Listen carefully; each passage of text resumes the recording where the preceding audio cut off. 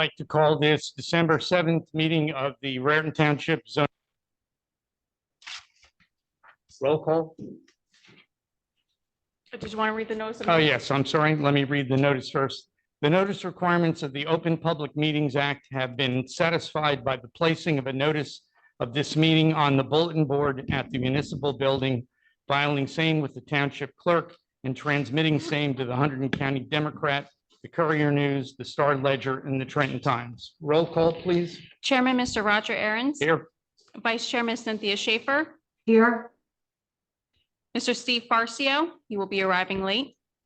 Mr. Randy Block will be running late as well. Mr. Jim Ferrero has asked to be excused. Vice Chair Pro Tem Mr. Rasul Damji. Here. Ms. Lindsay Cool Brangel. Here. And do I call Judy now? Yeah, Okay. even though Judy's not going to sit until a particular application, call her now. Okay. And we are borrowing a planning board member. So we have Miss Judy John Domenico. Board professionals, Township Planner, Mr. Jeffrey Baccarella. Here. Board Attorney, Mr. John Drill. Here. Board Engineer, Mr. Mark Petriniak. Here. Board Stenographer, Miss Jackie Clapp. She's here on Zoom. Yes. And all other board professionals have asked to be excused. Right. Could I hear a motion to excuse Jim Ferraro? I'll make a motion. Thank you, Cynthia. I'll second it. Seconded by Lindsay. Chairman, Mr. Roger Aaron's. Yes. Vice Chairman Cynthia Schaefer. Yes. Vice Chair Pro Tem Mr. Rasul Damji. Yes. Ms. Lindsay Cool Brangel. Yes. There are no comments tonight. I do have an announcement. The Carlo Vitale application, which is BOA case 18-2023, will be rescheduled to a future date. What date does the board have to They take have action? until March, I believe it is. The issue with this application, they just totally forgot to notice in general. So they missed the deadline, so they will be on for December 21st. Oh, okay. Let's just give me the deadline for March 15th, and they're going to be scheduled for when? December 21st. Okay, so they're going to be scheduled for December 21st, and they have to notice. They are, yep. Okay.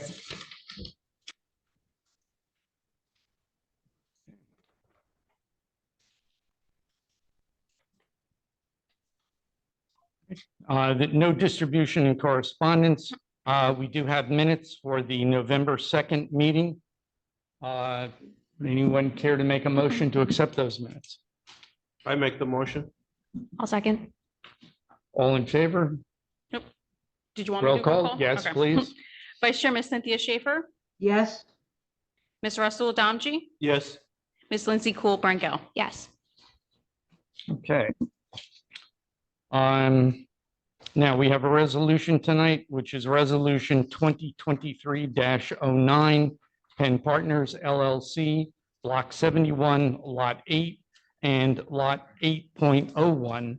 The address 180 Highway 202, BOA case number 15-2022, excuse me.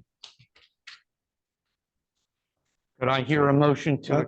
Hold on, I got a couple things to say about that. First of all, Okay. can you have the Make a minutes? note on the record that Randy Block has arrived at Okay. 7:07 PM. Okay, so the second draft of this resolution number 2023-09 was sent out and it's dated December 5. And I made some revisions today based on comments from 3 people. We sent out a redlined version. So if people have seen the red lines, I don't have to discuss them. If people want to hear about the red lines, I can discuss them. What's the pleasure of the board? You guys all right with my red lines? Yes. Okay, so this will be version 3 with today's date on it. And the people eligible to vote on this to adopt this resolution are Aaron's, Schaefer, Block, Ferraro, who's not here, and Damji. So one of the 4 of you needs to make the motion to adopt, and one of the 4 of you would need to second. Okay, I'll make the motion to adopt. I'll second it. Is that you, Randy? What's that? That was you? That was Randy. me. Second Randy Block. Chairman, Mr. Roger Aaron's, Yes. Vice Chairman Cynthia Schaefer, Yes. Mr. Randy Block, Yes. Vice Chair Pro Tem, Mr. Russell Domji. Yes. Okay, thank you. I'm going to suggest that you go down to item D on the agenda. Actually, I'm sorry, Actually, A first. yeah, that's Right. all right. First application for the evening is BOA case number 15-2023. The Hold on. applicant is Catherine Jankowski.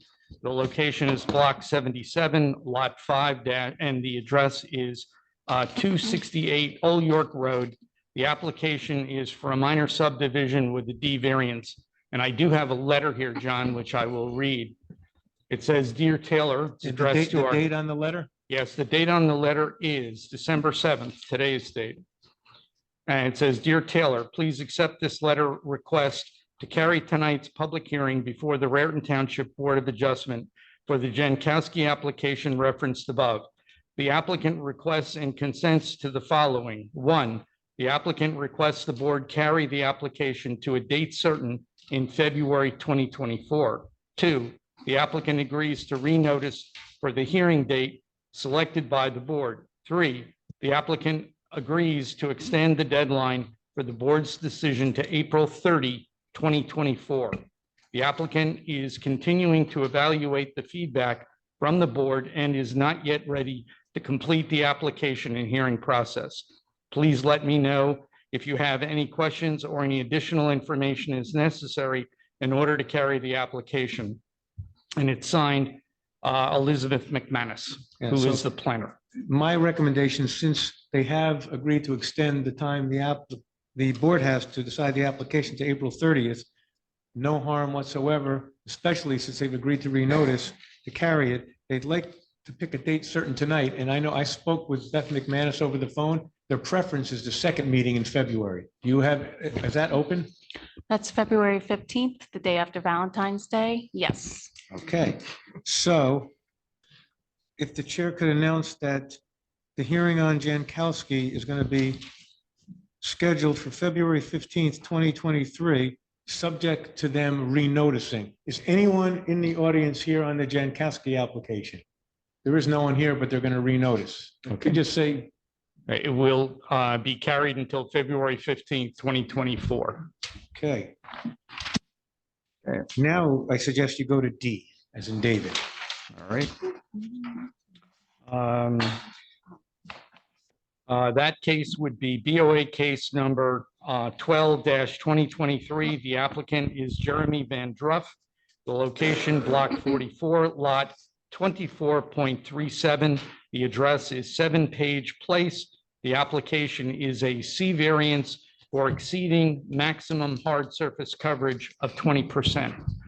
I would just like to make a side note. Roger, you're actually reading from the incorrect agenda I had at first. So the first application number was 7-2023 and Jeremy Van Druff is 09-2023. Okay, thank you for the correction. All right. Good evening, members of the board. Matt Flynn from the law firm of Savo Schalk in Somerville. I'll be brief because I'm going to turn it over to your professionals to give the board an update on this application, but Before you do that, let's just get the notice jurisdiction done. okay, well, we did indeed notice for the hearing tonight. I'd ask your board counsel to confirm it was Correct. Right, so the form of the notice is satisfactory and you check the certifieds, correct? Correct. So it's my opinion that the board has procedural jurisdiction over the application. Thank you, Mr. Drill. The application is for an impervious coverage bulk variance necessitated by the applicant's proposed installation of a swimming pool and a patio.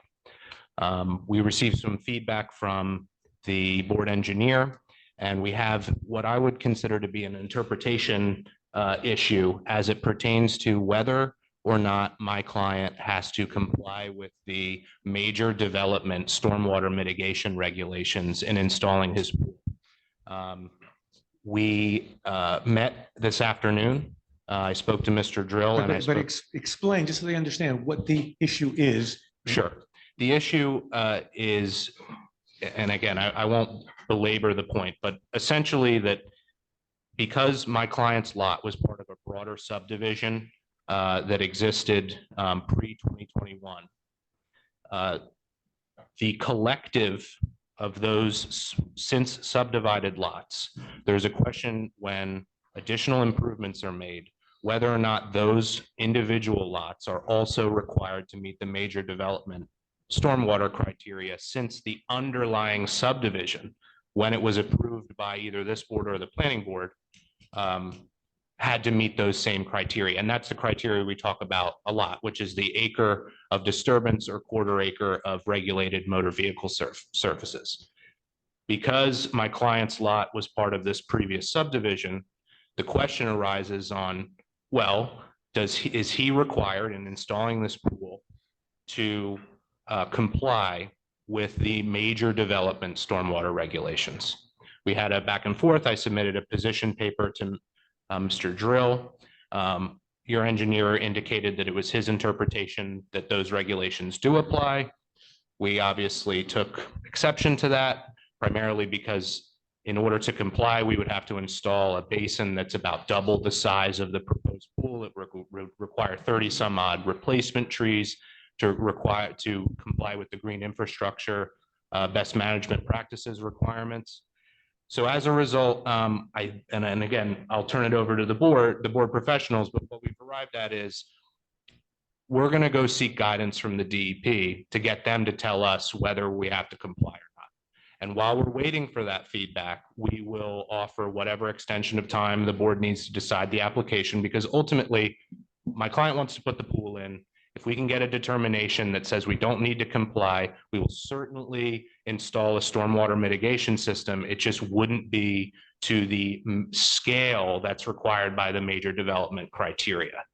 And feel free to correct me Yeah, if so any of that. the mechanism that all the board professionals, the three of us, felt the best way to resolve this is, since Mark's opinion is a certain way, and Jeff agrees with Mark, and I agree with Mark, and they have the contrary opinion, and both have, they're both good arguments. It's not like there's a frivolous argument around here. So we all decided the best way to do it is to get a formal decision out of the NJDEP, just so to their benefit, they have an informal email from someone at DEP saying that their interpretation is correct.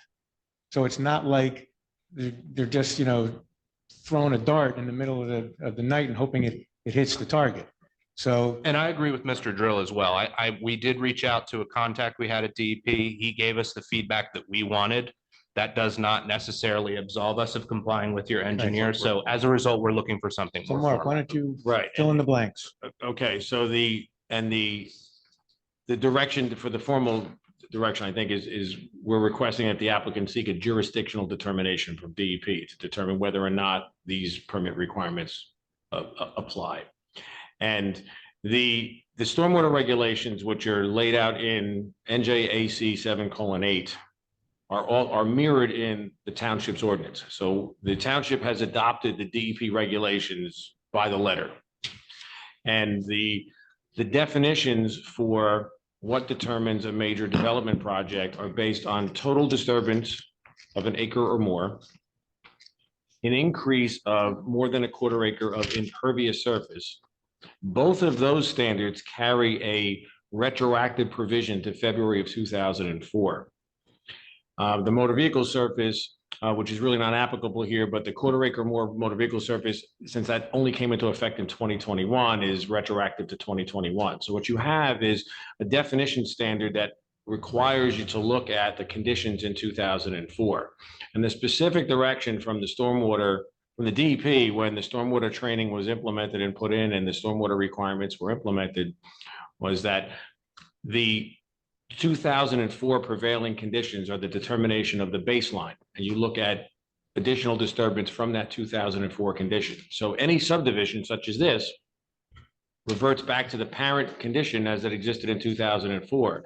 This subdivision was constructed on or about 2010. So it was clearly a larger piece of property at the time the 2004 retroactive date occurred. So you have a situation where all of the prior disturbance from the collective lots would qualify as disturbance exceeding the major development criteria. But you now have a situation, and I empathize with the property owners that as an individual, family owner, lot owner, you're sort of paying for the sins of the prior development in terms of the 2004 retroactive. However, the standard as it exists is we're required to look at the 2004 condition to make a determination as to increase in disturbance. Under that definition, you're clearly a major development.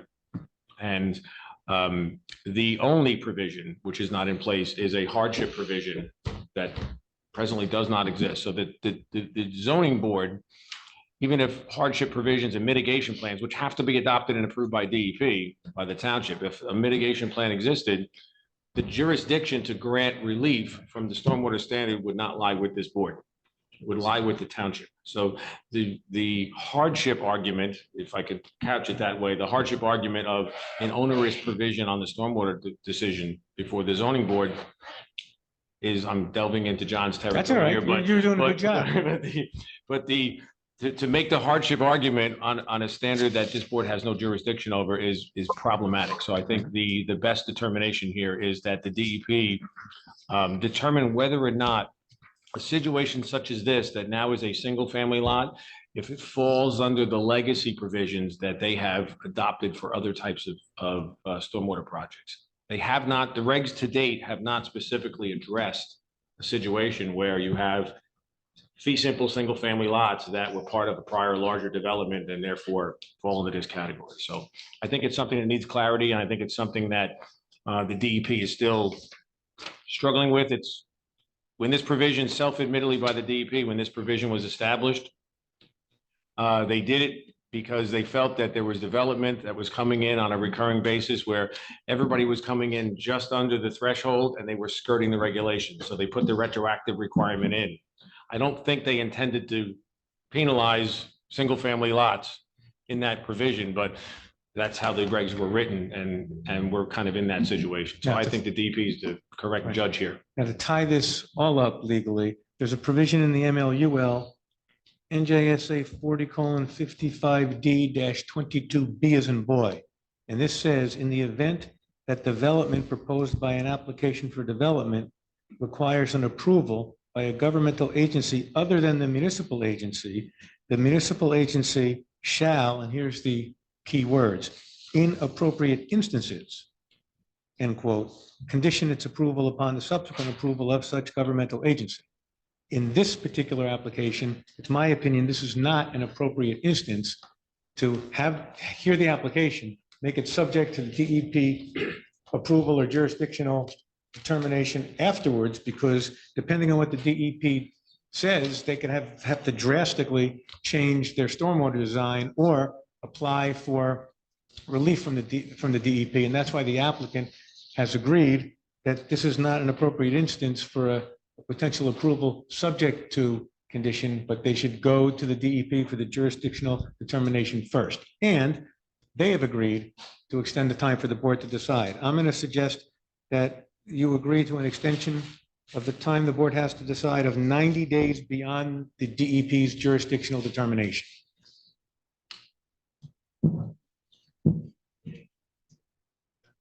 So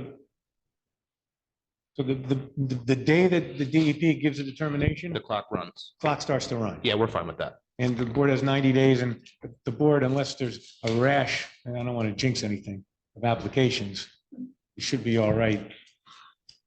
Well, the hope is that if But you we're never able to know. proceed, this shouldn't be a heavy lift. Right. So on this one, Yeah, but the rules of the road will change depending on DEP's jurisdictional determination in terms of what standard Right. has to be applied. And we don't disagree with that. if the DEP, by some miracle, let's say, gives them a jurisdictional determination within 30 days, no problem. So my suggestion is the board carries this without need for further notice, provided that the board hears this thing within, what's the rule, 4 months until they need a new list, or 6 months? So the board's rule says that the 200-foot list has to be good, has to be redone within 6 months of when you first get one. So we're going to say for now that this is carried with no need for further notice to it, but we need a date certain. If we're going to do that. Sometime in March or April, I would guess would be appropriate. So why don't we pick, what do you got in March? March, we have March 7th and March 21st. And then if we're looking at April, we No, got we're April. looking at March. Oh. So what's your preference, March 7 or March 21?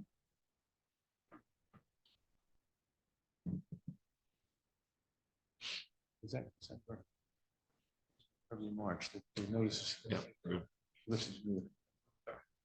March 21st is fine. Okay, so the hearing, first of all, is there anyone here on the Van Gruff application? No, there's not, but we're going to make the announcement in any event. The hearing on the Van Gruff application is going to be carried to March 21st without the need for further notice as of the March 21st date. The applicant is going to extend the time within which the board has to decide the application to, let's say, 90 days past the jurisdictional determination or March 21st, whichever comes first. Okay, Sure. could And you, if we have to adjourn and subsequently extend time, I'll be in contact with the board. okay, so can you send a letter in confirming what I just said? Yes, certainly.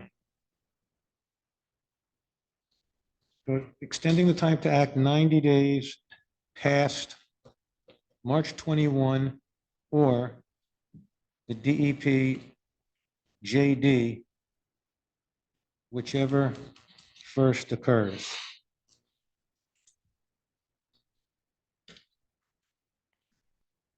Okay. Board's good with this? You need a motion? No, but just an indication that it's you and not us. Yeah, I think we're all satisfied. Okay. Thank you. Thank you for your time and thank you for the board professionals' time. Okay, I think that brings us up to application number B, if I'm not correct. Correct. Okay. This is BOA case number 01-2021. The applicant is Universal Oil and Gas, Inc., doing business as Liberty Fuel Stop and Mart. The location is Block 80, Lot 28, and the address is 118 Highway 202. And the application, actually, this is a time extension request, and I do have a letter here. However, I see that you're present. So So, let me ask you this. You're not an attorney, right? No. Okay, so let's do it by letter. okay, Because this is a corporation. She can't represent the corporation. So why don't you just go back and sit and listen, and we'll do this by letter. okay, the letter is dated November 3rd, 2023, and it's addressed to Taylor Vaughn, and it says, I am writing to request an extension in our time to revise the site plans and the SWMR and obtain signatures on these documents as set forth in Part D of the resolution from September 2nd, 2023 to December 31, 2023. I sincerely apologize for this late extension request, as it was our belief that our engineering and planning expert was handling compliance with the resolution for us. As we learned when we recently met with Mr. Vaccarella, this was unfortunately not the case. Thank you for your consideration of this request, and it's signed Mandeep Kaur. So, And right, so just by way of background, the board granted a D1 use variance to allow a prohibited U-Haul business on the property and as a prohibited second use on the property with some incidental C2 signage variances and with minor site plan approval. And this was memorialized in resolution 2022-12, which was adopted on March 2, 2023. Now, the board standard, revision condition requires revisions to the site plans. In this case, there were two documents. There was and I'm again referring to resolution 2022-12. On page 1 on the bottom, there's a minor site plan variance plan for Liberty Gas prepared by E and LP, last revised February 4, 2022, and that's what is referred to as the site plans.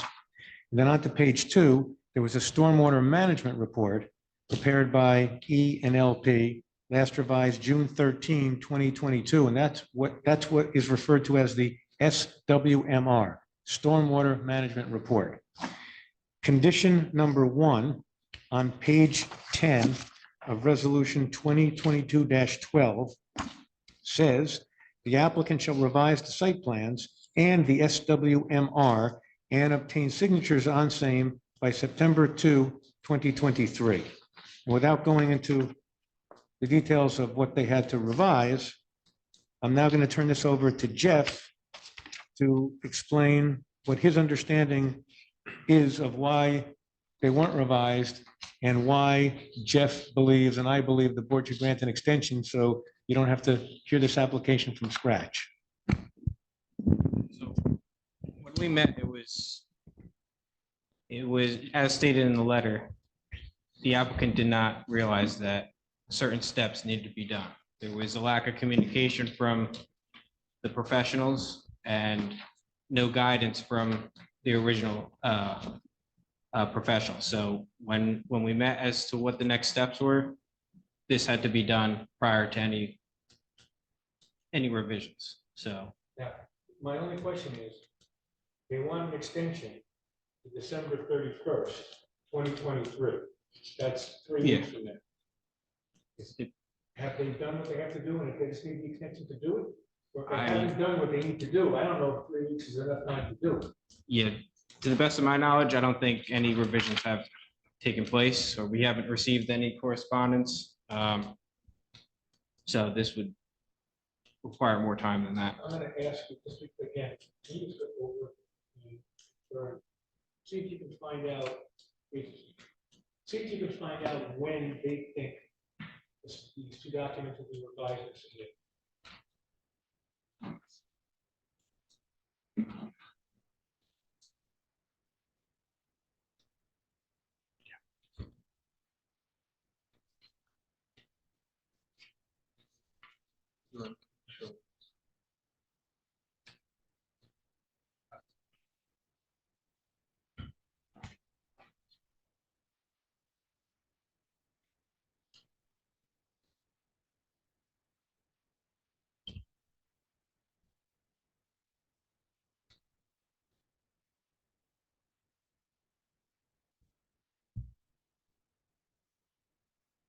Yeah, do you have any information? About March 2024. So, in Jeff's opinion, if the board does not want to have this approval voided, the extension that you should really be granting is to March 31, 2024. But it's totally within the board's discretion, but if you don't want the approval voided, you have to come back to scratch. If you grant an extension less than March 31, 2024, you're likely going to be back in here either seeking another extension or worse. What happens if they are not compliant by that date? Yep. The approval Is is null and void. Yeah. So does the client understand that? Randy, you okay? Yeah. Okay. John, I think we're okay with the extension. Okay, so someone make a motion then. Someone make a motion then to modify resolution 2022-12 to modify condition number 1 of resolution 2022-12 to extend the date by which the site plans and the SWMR must be revised and obtain signatures from September 2, 2023 to March 31, 2024. That's the motion that would have to be made. So moved with the correction of the date. Second. Chairman, Mr. Roger Aaron's. Yes. Vice Chairman Cynthia Schaefer. yes, Cynthia. Cynthia, yes, okay. Mr. Randy Block. Yes. Vice Chair Pro Tem, Ms. Russell Adamchi. Yes. Ms. Lindsay Cool Branco. Yes. Okay. John, I see that Steve Farcio is not yet here. Wait, can you just give me 1 minute just to catch up? with the, Okay. My brain and mouth are running faster than my hands.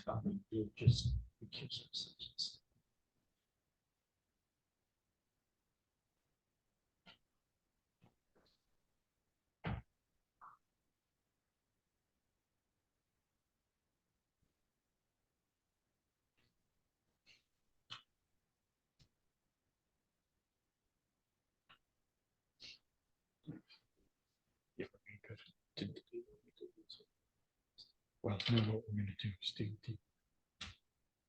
Which is 7. Okay.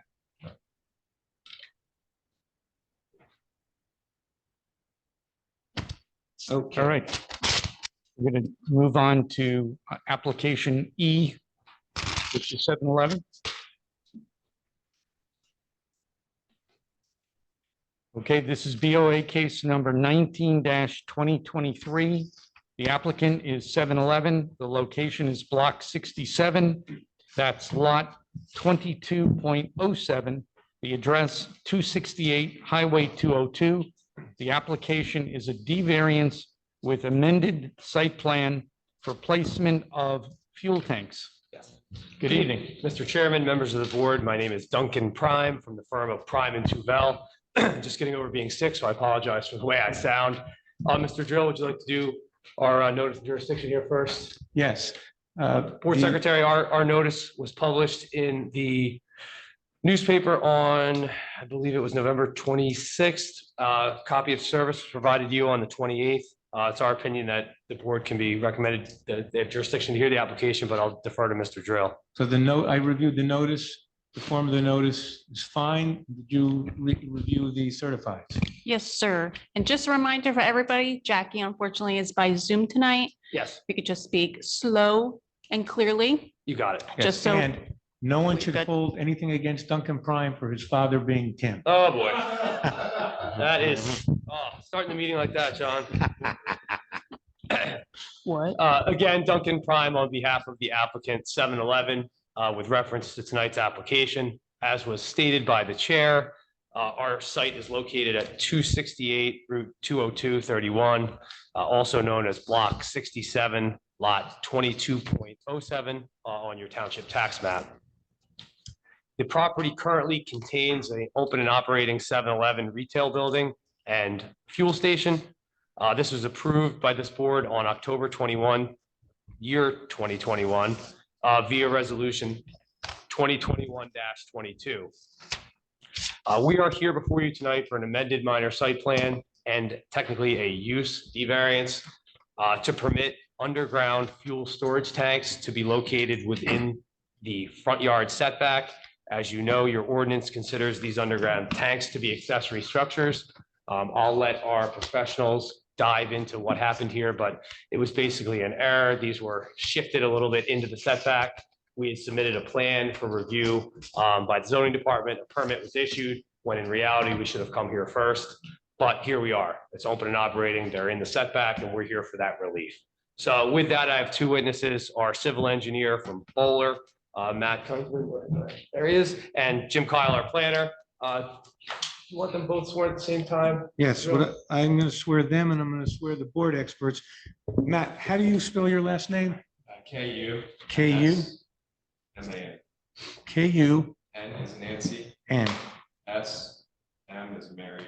N is Jackie, you hearing all this?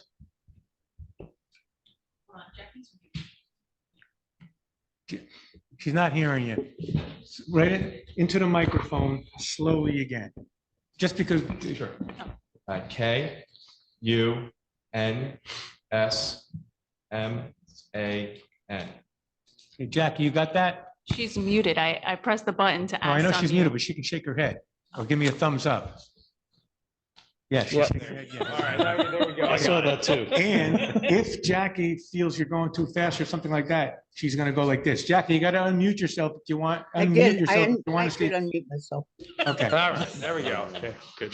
just so you know, she can still yell even over Zoom. I can see it. I'm sure I'm gonna get yelled at. So I would like the applicant's two experts and the board's two experts. Let's have everyone stand up. Do you have Jim? Yep. Okay. Everyone raise the right hand. Does everyone swear or affirm the testimony you're going to give in this matter will be the truth, the whole truth, nothing but the truth? I do. I do. I do. Okay, so we already have Mr. Kunfin identifying himself. Mr. Kyle, can you identify yourself for the record for Jackie and the board? Sure. First name James, last name Kyle, Kyle, with Kyle McManus Associates in Hopewell. And you're the applicant's planning expert. Correct. And let's have the engineer identify yourself. You're the applicant's engineering expert? Yes, my name is Matt Kunzman. I'm with Bowler Engineering as a project manager. Our office is in Warren, New Jersey. Mark Katriniak, board engineer. Jeff Beccarella, Township Planner. Okay, you, Mr. Primer, ready to go. Sure. Would you like to qualify, Mr. Kunzman? Matt, have you testified here before? No, I have not. Why don't you put your qualifications on the record, including any professional licenses that you may You're hold? gonna have to go slower.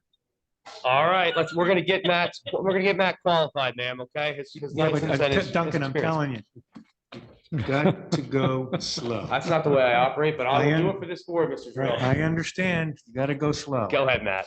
I have a bachelor's in science and civil engineering from Syracuse University. Project manager at Bowler Engineering. I'm a licensed professional engineer in the state of New Jersey. My license is in good standing. And I've been accepted as an expert witness in front of various planning and zoning boards in the state of New Jersey. Are there any questions as to Mr. Kunzman's qualifications? We will accept him as an expert witness, Thank you very despite much. his Syracuse affiliation. Matt, I provided the board with a very brief overview of why we were here. Could you please walk the board through the plan as approved and any changes that we're proposing tonight? Okay, sure. So the board I have in front of you. Let's mark that also. We'll call that A1. What is Well, it, Matt? sir, that was part of the initial application, so Right, so let me just ask you something. Did the initial application have a colorized version like this? yes. You know what, let's put it. I let's always- have it in this file by marking it. I prefer as it. Exhibit A1. Yeah. So put A1 on with the date please in the lower right hand corner. All right. Yep, you're good. Today's the 7th, yes. So lower right. Yep.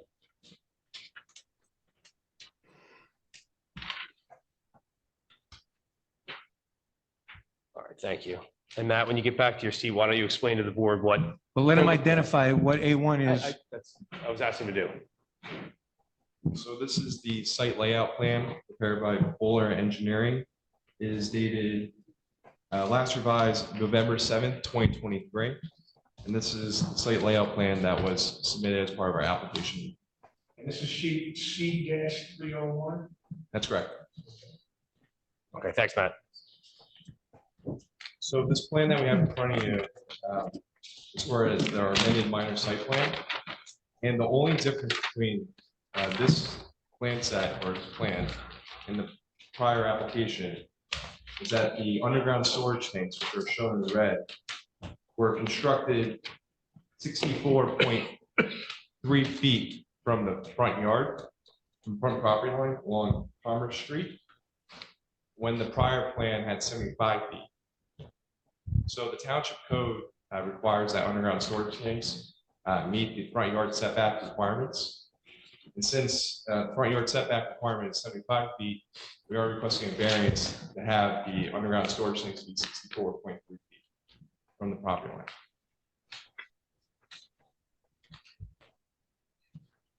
Are there any questions as to what we're proposing to do here, which is very So little? Just for background, why did this happen? Like, We're gonna, we're gonna cover that with our next witness. He'll dive into it a little bit. you want me to do it now, Mr. It's Dunbar? up to. Right. Because Jim, I that's can the tell you- bottom line. We're gonna need to qualify you first, Jim, although you've been here, I know. That's correct. And I know, Jackie, let's just take witness by witness. Hold it So we'll until hold. We'll till hold. Jim is up. Yep. And I just want, is there anyone in the audience here on the 7-Eleven application? If there was, I was gonna have the exhibit pulled back further, but there's not, so we're good. Okay.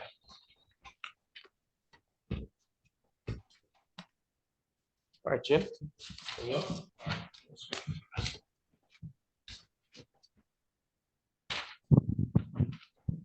Jim, you were previously sworn in. I believe you've testified here numerous times. Is that correct? Yeah, Right, but what we do is, Oh. just in case, sure. just qualify. We're going to put Jim's qualifications on the record. Jim, just like we did with our engineer, your background and any licenses that you may hold. I have a Bachelor of Science in Environmental Planning Design from Rutgers, which I received in 1996. Been a practicing planner for 25 years, licensed by the state as a professional planner. I'm also a member of the American Institute of Certified Planners, and I've appeared regularly before this board and about 240 other towns in the state when I've been qualified as an expert in planning. I think you also had an affiliation with this board at one time. I think we'll accept this. No, gentleman he as actually, an he expert. didn't. But it doesn't matter. You're gonna accept him as a There you planning go. expert, I said correct? that, yes. Yes. Mr. Kyle, we'll lead off with a question from a board member about, I believe it was what happened here. Sure. So when the permit set was submitted to the township for review and issuance of permits,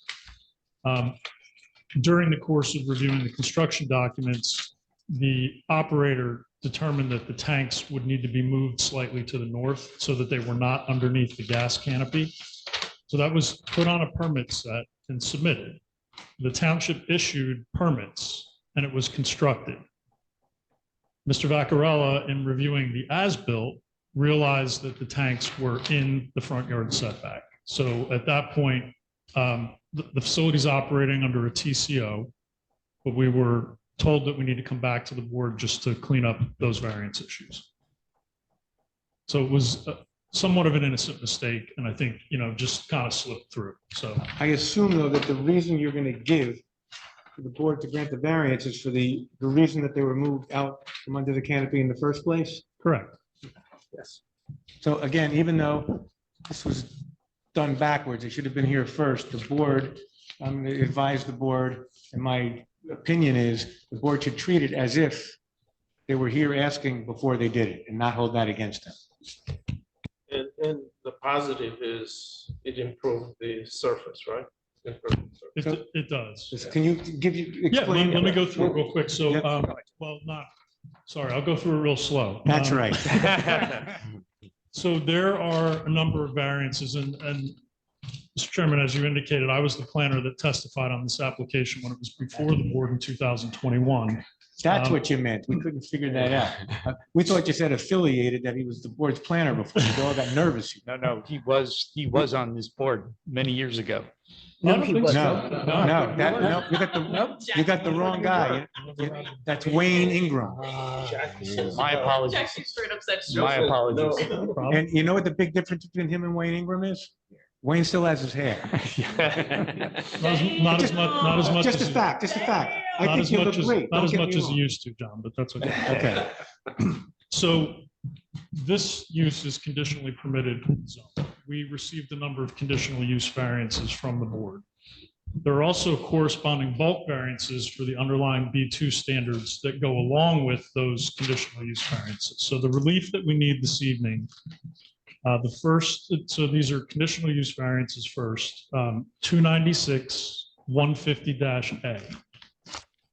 That is a general conditional use requirement that says that you have to meet all the bulk regulations for the zone in which you're located. And obviously we do, so we need a conditional use variance for that. The second conditional use variance is for minimum front yard setback, 75 feet required. We're proposing 64.3. The third conditional use variance, now this was previously granted by the board, but we've shifted the location, requires that accessory structures cannot be in front of the principal building. Okay, hold on for a second. Yep. The applicant got, in our opinion, you only need two variances here tonight. Okay. Yeah. You need one B3 variance from section 296, 150A, because the location of the fuel tanks require a C variance, a front yard setback variance, Yep. because the ordinance says one of the general conditional use standards is you have to comply with all the bulk. Right. And then the only other variance you need is the actual C variance from ordinance section 296-131, which incorporates by reference the schedule of requirements to get that front yard setback variance to allow 64.3 feet to the fuel tanks where 75 feet is required. Okay, That's the only, because the other relief was previously granted. okay, fair enough. Let me just, you agree? That's correct. Okay. Okay, fine. So on the conditional use variance, we're going to use the Coventry standard, and that's that an applicant's inability to meet one or more of conditions of the ordinance doesn't need to materially affect the appropriateness of the site for the use that's proposed. We're going to focus on the positive. Does the site remain suitable despite the deviation? On the negative, does the departure have any effect on adjacent properties? And can we reconcile that departure with the governing body's intent of imposing that condition in the first place? So we're still going to talk about purposes of the MLUL.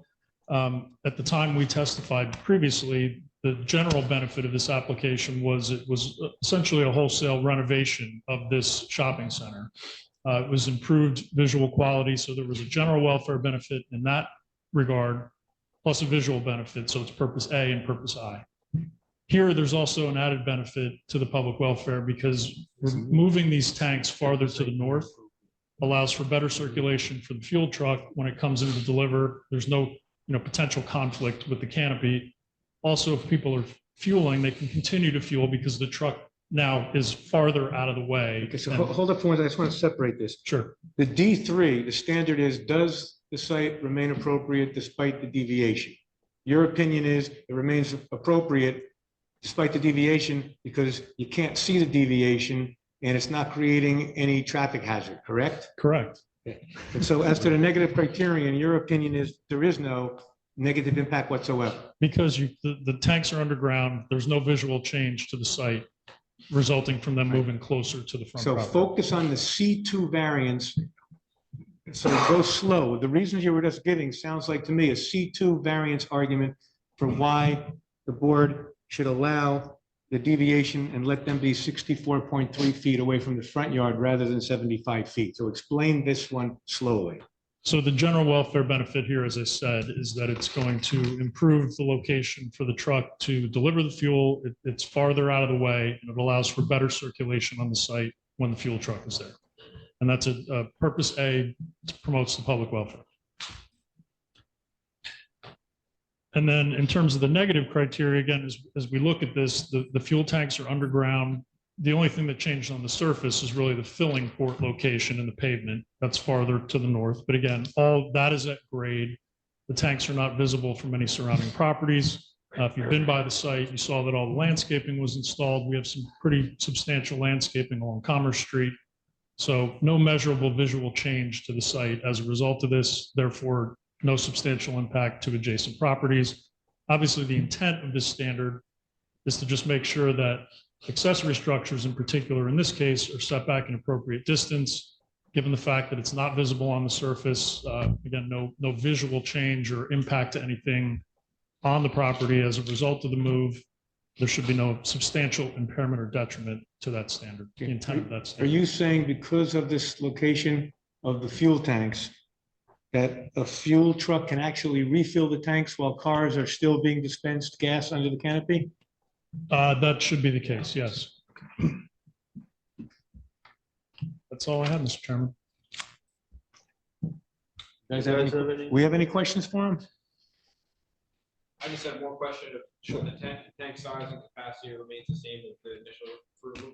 Can't hear you, Jeff. I just asked the applicant if they could confirm if the tank size and capacity were the same based on the initial approval, and it's just the setback. And the answer is yes. Mark, you have anything? I have nothing. Thank you. Anything? No. And again, let's just do a double check. Anyone from the public here on this application, 711? No. Anyone on the screen? No? Nope, only Cynthia and Jackie. That concludes our presentation. Thank you, Mr. Chair. Okay. You want to know? So what I see here are a couple of big benefits. Nice and slow and loud. Yes, Jackie, can you hear me okay? Yes, okay. Thank you. So I do see benefit, even though, and like, I will take you for your word, it was an innocent error. This whole circulation gets better in terms of traffic and filling in.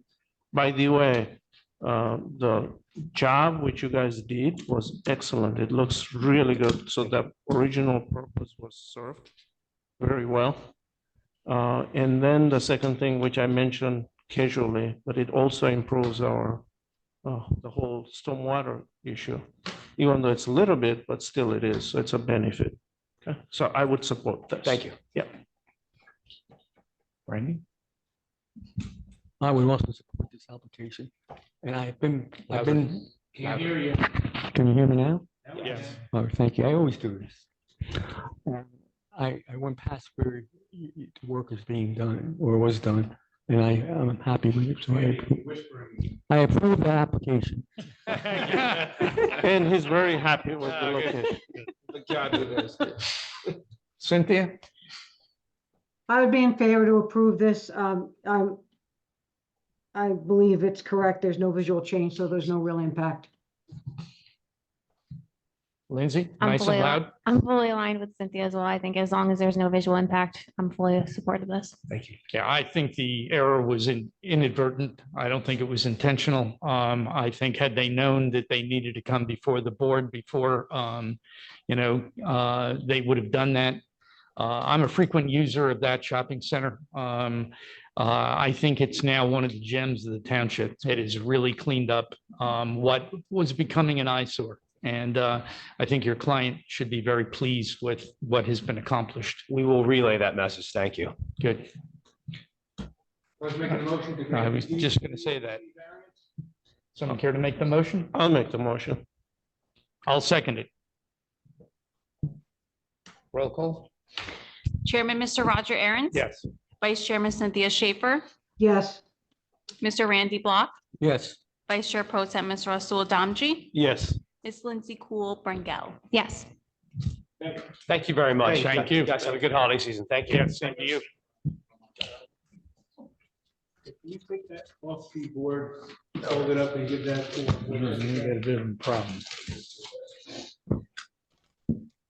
John, I see we're at 8 o'clock and Mr. Farsiu has not yet arrived. I see that we're at 8 o'clock and Mr. Farsiu has not yet arrived. I was going to just say that why don't we take a 10-minute break? I did have a text message from him saying that he expected to be here between 7:45 and 8 o'clock. So if we give him 10 minutes, he may be here. In that case, Cynthia, you are free to go because you'll have to recuse yourself either way. That's right. Yes. all right, thank you. Have a good evening. Bye, Cynthia. Bye, Cynthia. Take care. Yeah, I do, but I'm going to call Mr. Farsiu. We meet the definition. I'm so sorry. That's all right. You know what? Start the intro not from the prior history. Start from the applicant proposes. Use the word an accessory type apartment. Okay, Steve, I'm so sorry. that's okay.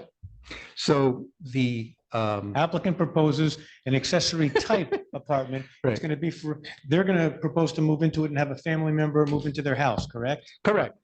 So it is an accessory type apartment because we don't meet the definition of an accessory apartment. Because what we're doing is it's not within an existing residential structure. We are proposing an addition. We also need two C variances for having the continuation of the farm animals, the sheep, to graze over the septic field that there actually is a septic field on the property. There's going to be a new septic system, but it's both of those septic fields were in the area where the sheep were grazing. And there's been an existing fence along the rear of the property that has been there for many, many, many years, but that's within 50 feet of the stream in the back, and technically that is an existing condition that we would like to keep going and not have to replace the fence. I have 4 witnesses this evening. I have Mr. Bruce Miller. I have Mr. Jim Hill, our engineer. I have Chris Pickell, our architect. You have Chris who? Pickell, Can you spell that? Pickell. And then I have James Kyle, who you are familiar with, who just testified earlier. Okay, why don't we get all those people right near that microphone? Let's get everyone sworn in, including the board's planning expert, Jeff Vaccarello.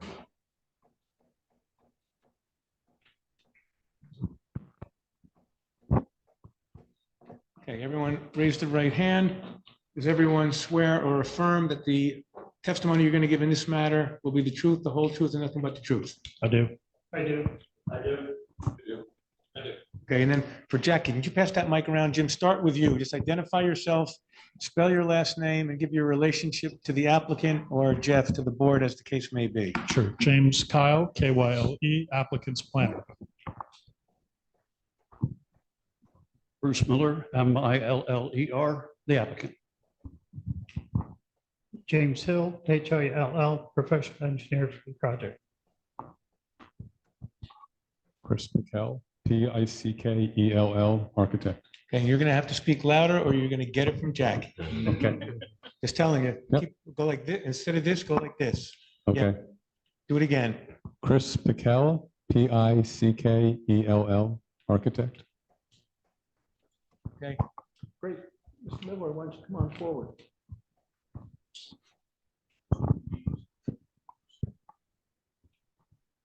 No, why don't you come sit next to me? Have to stand. Not sure which is better. So, Mr. Miller, you reside at the property. How long have you lived at that property? I started off living with my parents in 1949. Okay. Lived there through school I went to university in 1964 and university for 2 years, United States Army for 2 years, back to college, graduate school. 1973, I moved back to the town of Flemington, bought a house. My parents moved out to Cape Cod in 79, and we bought a place in there ever since. So pretty much your entire life, you've had an affiliation with this property? Yes. And since 1949? 49. Okay. And One-room schoolhouse for 1 year.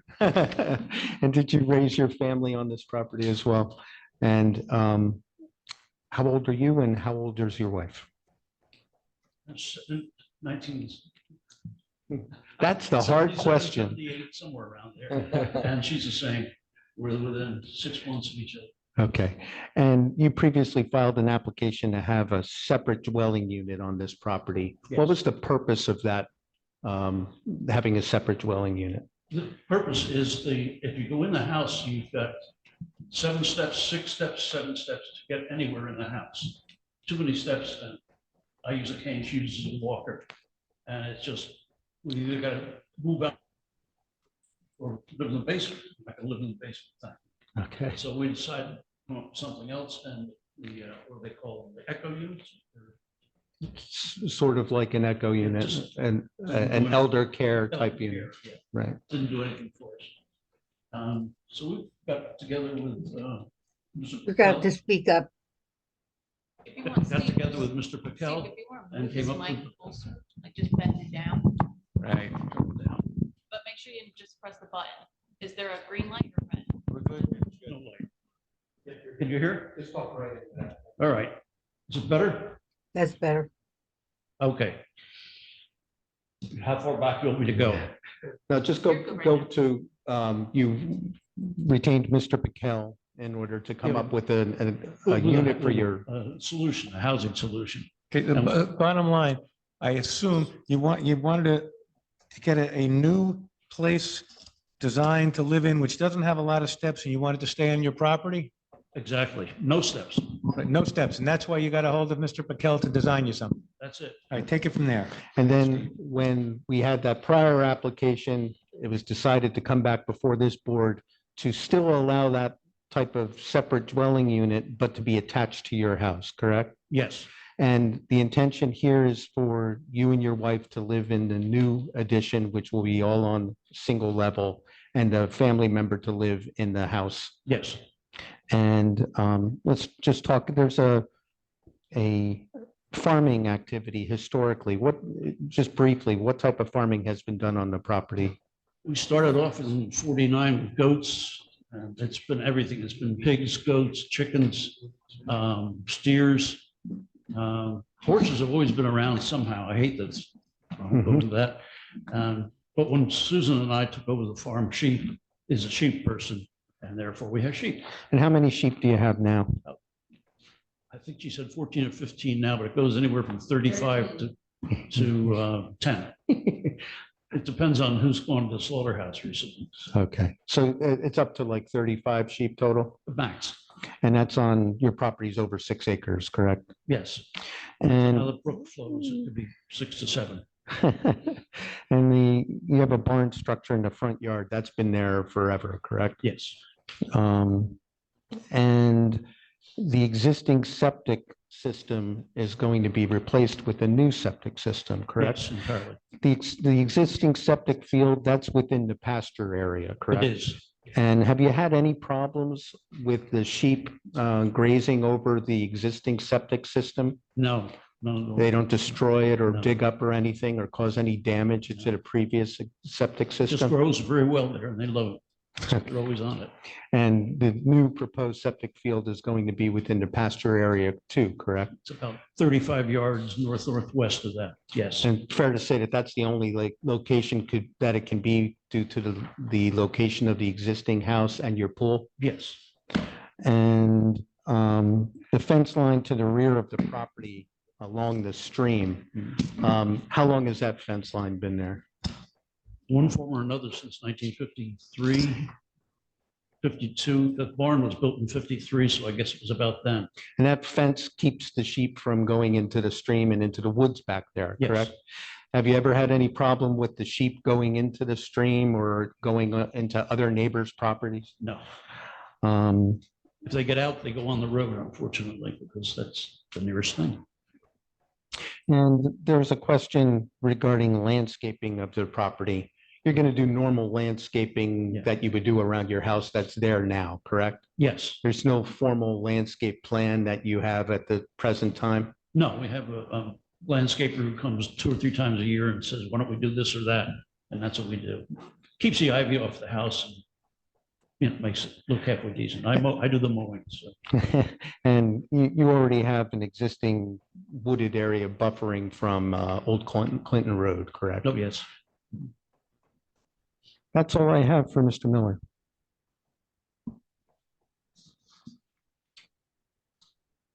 Any questions? I just have questions on the D3 variance. I looked in the application, I looked in Jeff's report. We're D1. I'm sorry, the D1 variance. I looked in Jeff's report and in the application, and they seem to indicate it's a D1 variance from the definition. But in fact, it's a D1 variance from ordinance section 296-151-04, because 04, so there are 7 conditions to have a conditionally permitted accessory apartment, correct? There are. Okay. Condition number 4 says, any application to create an accessory apartment in a detached garage or other detached structure shall require a D1 variance, specifying that if you want to deviate from that condition, it's not a D3, it's a D1. Correct. So my question for Mr. Miller. But we're not detached, we're attached. Correct. You are putting an accessory apartment, any application to create an accessory apartment in a detached structure. In other words, you have an existing house. If you put the accessory apartment within the existing construction, you meet the condition, correct? I'm sorry, say that part again because that didn't. Okay, let me start from the top. I want to see if the application is going to meet, which conditions it's going to meet and which it doesn't. We're not going under the conditions because we're not, we don't meet an accessory apartment. I understand. That's why you're proposing an accessory type apartment. Right. You're not an accessory apartment. Right. Because you don't meet the definition of an accessory apartment, Right. correct? Right. I want to see, because one of the things the board's going to look at is obviously the special reason. You're going to be saying, you know, family member, you have an, I mean, I'm not the board, I can't speak on their behalf, but you have a very good special reason, okay? So then they have to look at the negative criterion. So they're going to look to see, the question that they're going to have to ask themselves is, assuming they find special reasons, and Mr. Kyle, I am sure, is going to testify and give them the special reasons. Can the D1 use variance be granted to create the accessory type apartment without substantial detriment to the public good? What's the size of the lot? Over 6 acres. He's going to testify the nearest, or your engineer, or someone's going to testify, or the architect, or Mr. Kyle. The nearest house is, I assume, hundreds of feet away. So I presume that the board probably is not going to have a problem with the first prong of the negative criterion about no substantial detriment to the public good. The question is going to come down to, will there be a substantial impairment of the intent and purpose of the master plan or the zoning ordinance? So what I want to find out is, how close to these accessory apartment conditions is he going to be? Because if he only deviates from maybe one thing, maybe you don't have any substantial impairment. If he deviated from all of them, maybe there'd be a substantial impairment. So the first condition, if you had an accessory apartment, is there shall be no more than one accessory apartment unit per principal residential structure. So I'm going to ask Mr. Miller, you're only proposing one accessory type apartment, not more, correct? Only one. The second condition is an accessory unit shall have a total floor area of at least 400 square feet. How many square feet is the apartment going to be, or do you need to wait for the architect? 1,500 square feet, something like that. I don't know. We're going to find out. More than 400. Okay, more than 400. So you're going to meet the second requirement. The third requirement is that an accessory apartment shall be no larger than 1,000 square feet and have no more than 2 bedrooms. We'll deal with the square footage. I'm sure Mr. Kyle will be able to come up with something on that. You're going to have more than 2 bedrooms? No, 1 bedroom. The fourth is this detached, you can't put one in a detached garage and you can't put one in a detached structure. You comply. They're not detached. We're not proposing it detached. That's correct. Correct. Adequate provisions shall be made for water supply and disposal of sewage. You're going to satisfy that? Yes. The on-site sewage disposal plan and well water sufficiency and potability must be approved by the county health department and/or the RTMUA. I assume you're going to ask that it be approved with a condition that We already have the. you already have that. So you satisfy that, correct? Correct. Number 6, structures converted to include accessory units shall have 1.5 parking spaces per unit, a total of 3 parking spaces per residential structure. You have Only a park. parking spaces shall be paved with suitable materials. Material used for new paving shall be consistent with the original driveway. Someone's got to put something in on that. So It's compressed gravel type thing. someone Use the address, Same one that's there. someone address that so that someone will be able to testify that it's substantially consistent, substantially compliant, or whatever. And then number 7, the minimum lot size shall be a minimum of the lot size otherwise required for the zone in which it's located. What zone is this in? R1A, What's the minimum lot size? 100,000 square feet. How many square feet do you have?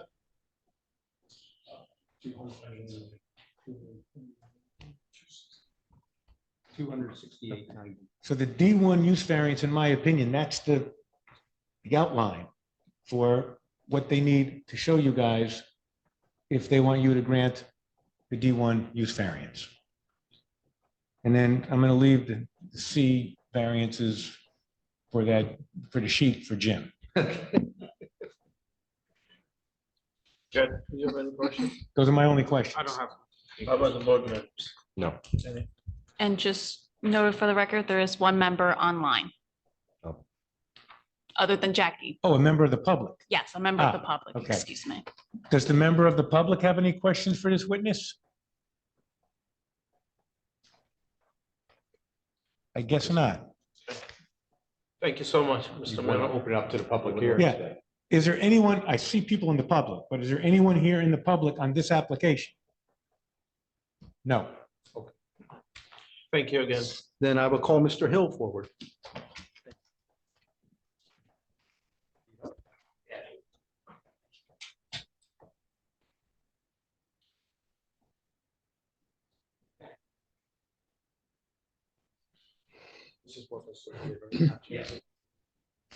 Jim, are you putting something up there that's already in the board file? Yes.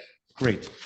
So this is not an exhibit that's going to be marked into evidence. This is a demonstrative exhibit because I assume it's either the architectural plan, the septic system plan, or, Site plan is mentioned. or it's- okay. You're gonna have to grab the microphone and here for now. He can grab that mic right out of there if he wants. Date of May 12th, 2023. Can you, Jim, just identify the revised date on that plan?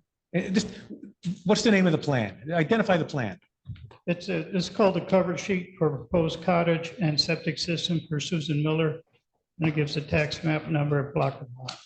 Okay, And- it's drawing C1, Right, and it's last revised May 12, 2023? correct. Okay. So just qualifying, the other guy was a rookie here. You're not, you're a veteran. I just waiting for a time to talk. Jim, can you please give the board the benefit of your qualifications? I will try. I know already, thank goodness the chairman's not here because I was graduated from Syracuse. Also. We'll relay that to the chair. Yes, I graduate from the SUNY College of Environmental Science and Forestry, and the year after that from Syracuse University as civil engineer. So I've been for many years, We'll be closer. for many years. 40.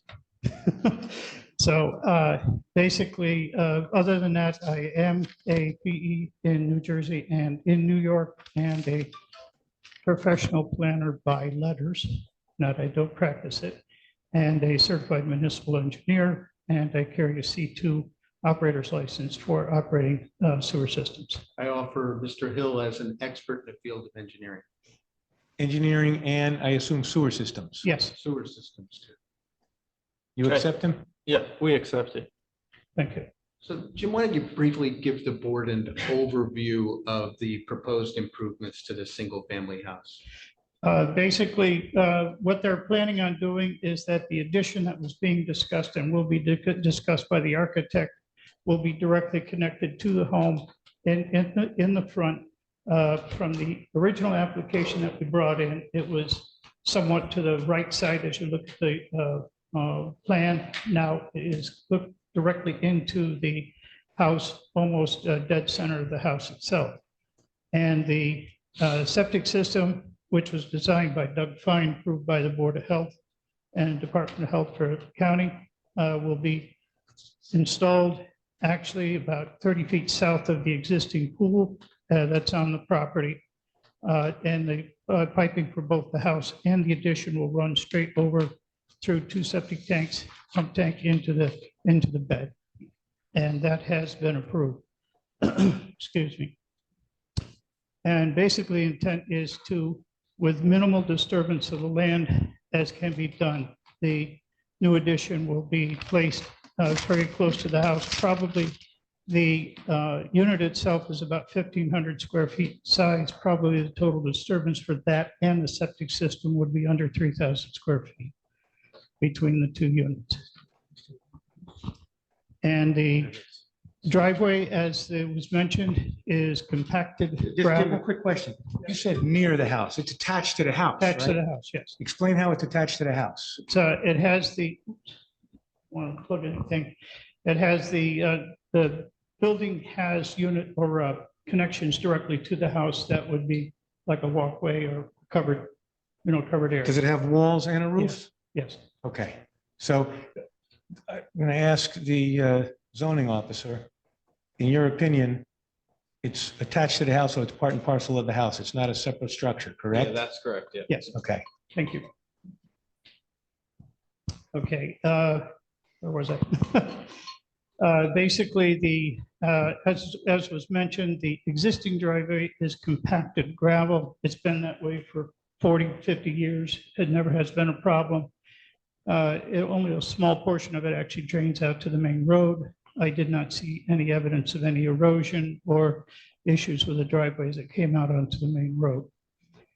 So that the intent would be is after the new unit is put in, we would rearrange the driveway parking a little bit more to make sure that there's room enough for, and actually there won't be any additional cars that will be used on the lot because a family member will be in the house and they'll have their own car there. So it'll just be a rearranging for the purpose of making it look better than it was before, but it still would be a gravel packed driveway. The intent is to keep the driveway as a gravel driveway in the rural atmosphere of the single-family home, correct? Correct.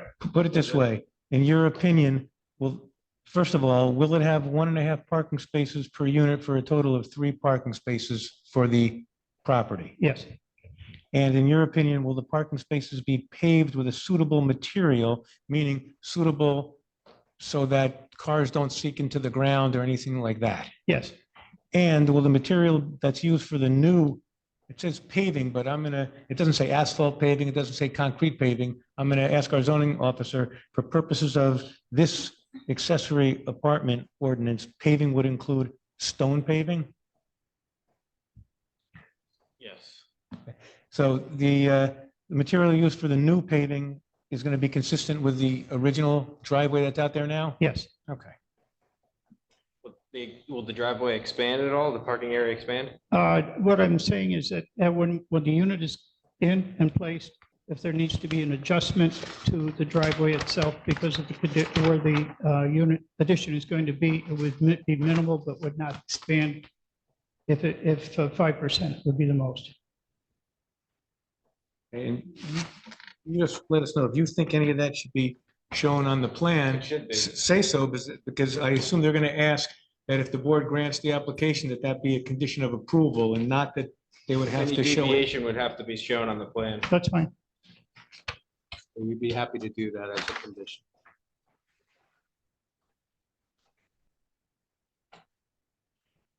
Can you provide testimony regarding the capacity of the well? The well was tested by Startup, and they found they were able to pull almost 10 gallons a minute continuously over a period of 2.5 to 3 hours, and the well water only dropped about a foot. They can provide over 950 gallons per day with it, and that was pumped within 2 hours. Okay, So does that's that, sufficient yeah, for- what does that mean? That the well has capacity for the apartment and the dwelling? Yes, sir. I think there was one other question. Yeah, sewage disposal. Oh, the sewage disposal, as we mentioned, the septic system was designed and approved through Douglas Fine PE in accordance with the local health department requirements and the county Department of Health. And it's sufficient to Sufficient, accommodate right. both the single-family residence and the new addition. It has a capacity of 850 gallons per day. And that's sufficient? Yes. Nothing else for Mr. Hill?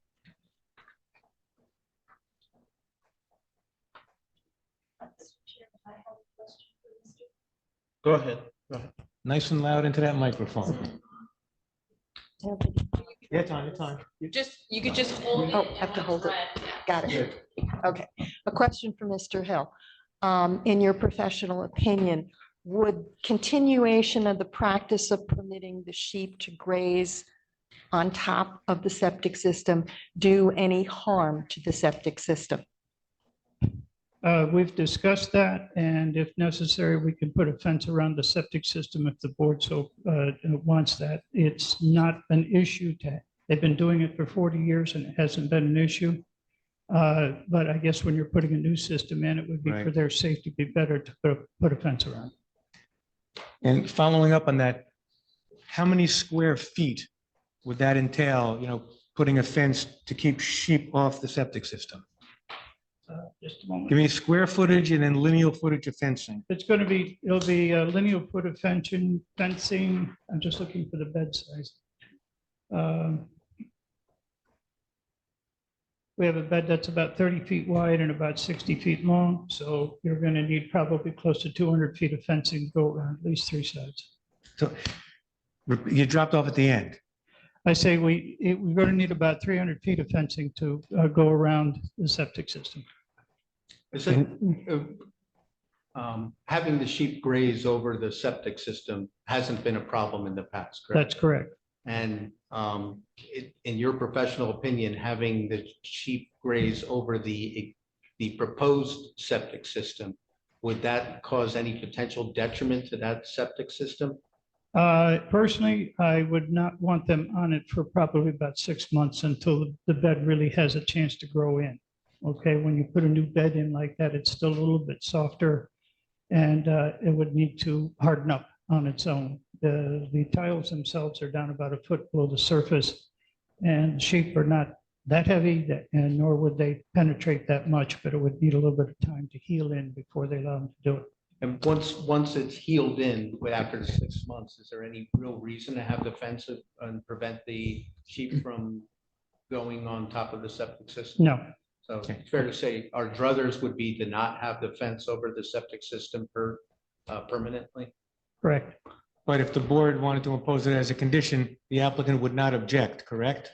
That's what Mr. Hill said. I'm asking him, Mr. Hill. I'm not asking you, I'm asking Mr. Hill. Correct, Mr. Hill? Yes. Thank you. Can I ask a question? Question is, how many sheep are involved in this? You were talking before that you had 35 sheep. I believe, no, he said a minimum of 10 to a maximum of 35, correct? That's correct. So that wouldn't be a problem with all that sheep? Well, you're not going to have all 35 sheep going up on it. You may have one or two that walk on it during the day. Okay. You never know now, do you? I've been doing sheep farming when I was a kid, and they wander all over. But if you had 35 sheep, you've never seen them all bunch up together? No, not in the particular situation you're talking about. In the middle of the field, yes. Because there's a mound you're talking about? Yes. That was going to be my question. What kind of, this septic system is a mound? Yes, it is. How many feet from the ground elevation to the top of the mound? At the highest point, it's about 4 feet. It's got a slope of 3-on-1 on the outside. I can't hear. The side slope on the bed is about 3-on-1, which is, horizontally 3 feet, 1 foot vertical. Is that shown on one of these documents? It is in Doug Fine's, yes. So it's shown on the document, the 8.5 by 14 septic system alteration design signed by page 3. Douglas Fine? And sheet 3, you say? Yes.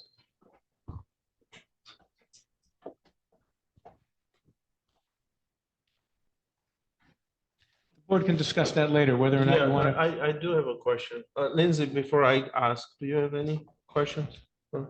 No, I was just gonna make sure if that addition of the fence that you had mentioned for around the septic, is that something that would be more temporary or it would be permanent?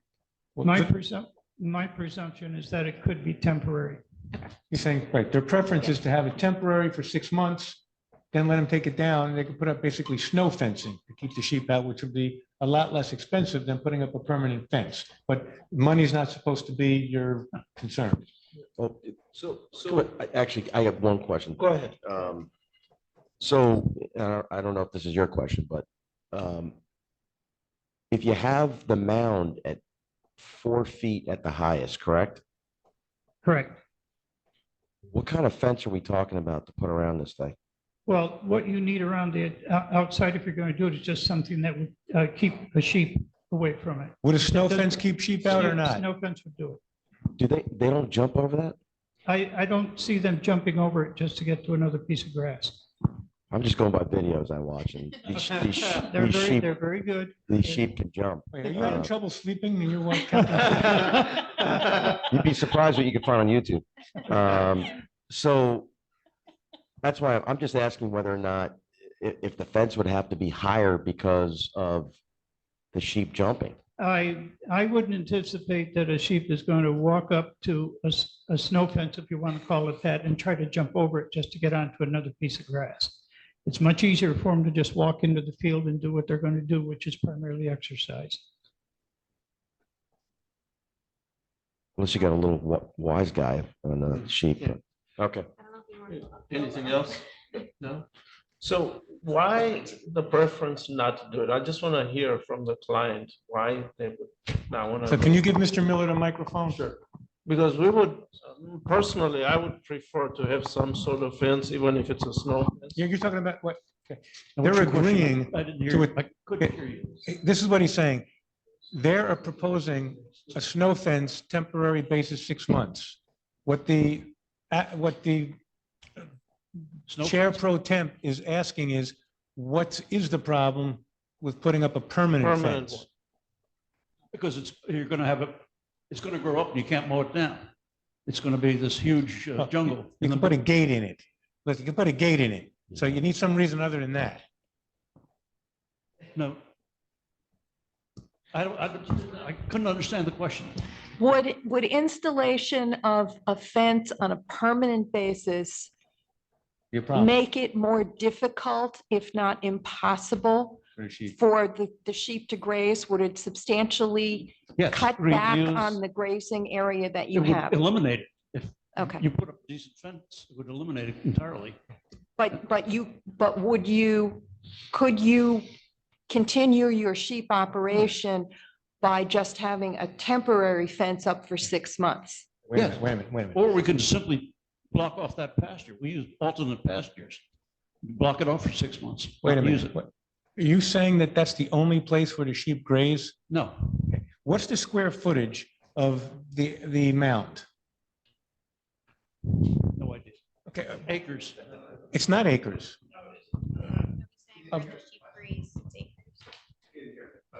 The question is, okay, does the mound block the sheep's passage to the pasture? No, it does not. Okay, if 300 lineal feet of fence is going to go around this area seems to me, by rough estimate, it's probably 30 by 60 feet. Correct. It's a 30 by 60 foot area that the sheep wouldn't be able to graze in. He's got 6 acres. There is an existing fence that's right behind where the septic system is, so you'd only need to do 3 sides. You wouldn't have to do the Oh, fourth. okay. So how many lineal feet We're getting fencing it. permanently? I'm not hearing you. Steve Gruenberg just said they're going Fence it to, in permanently. they're going to put a permanent fence around the Thank septic mound. I Great. honestly don't want to get bogged down What's on the the height? fencing issue. The height of the fence? 4 feet. 4 feet fence. Okay.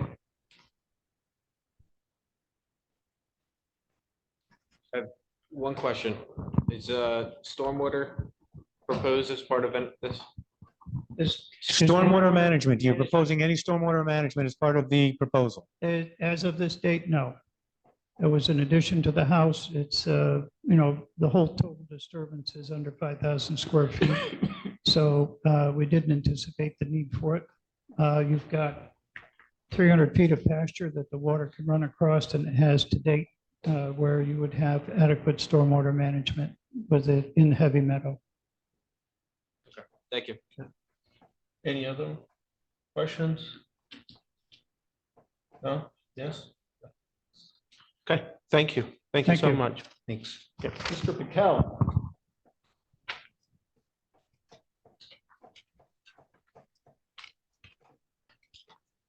Can I assume that you're carrying up, again, copies of the drawings that have already been submitted into the board file and nothing new tonight, correct? Wonderful.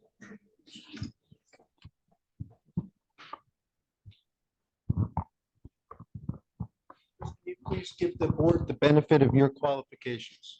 Bachelor of Architecture from Rensselaer Polytechnic Institute in 1985, been licensed New Jersey since 1988. Have a license in New York and Pennsylvania as well.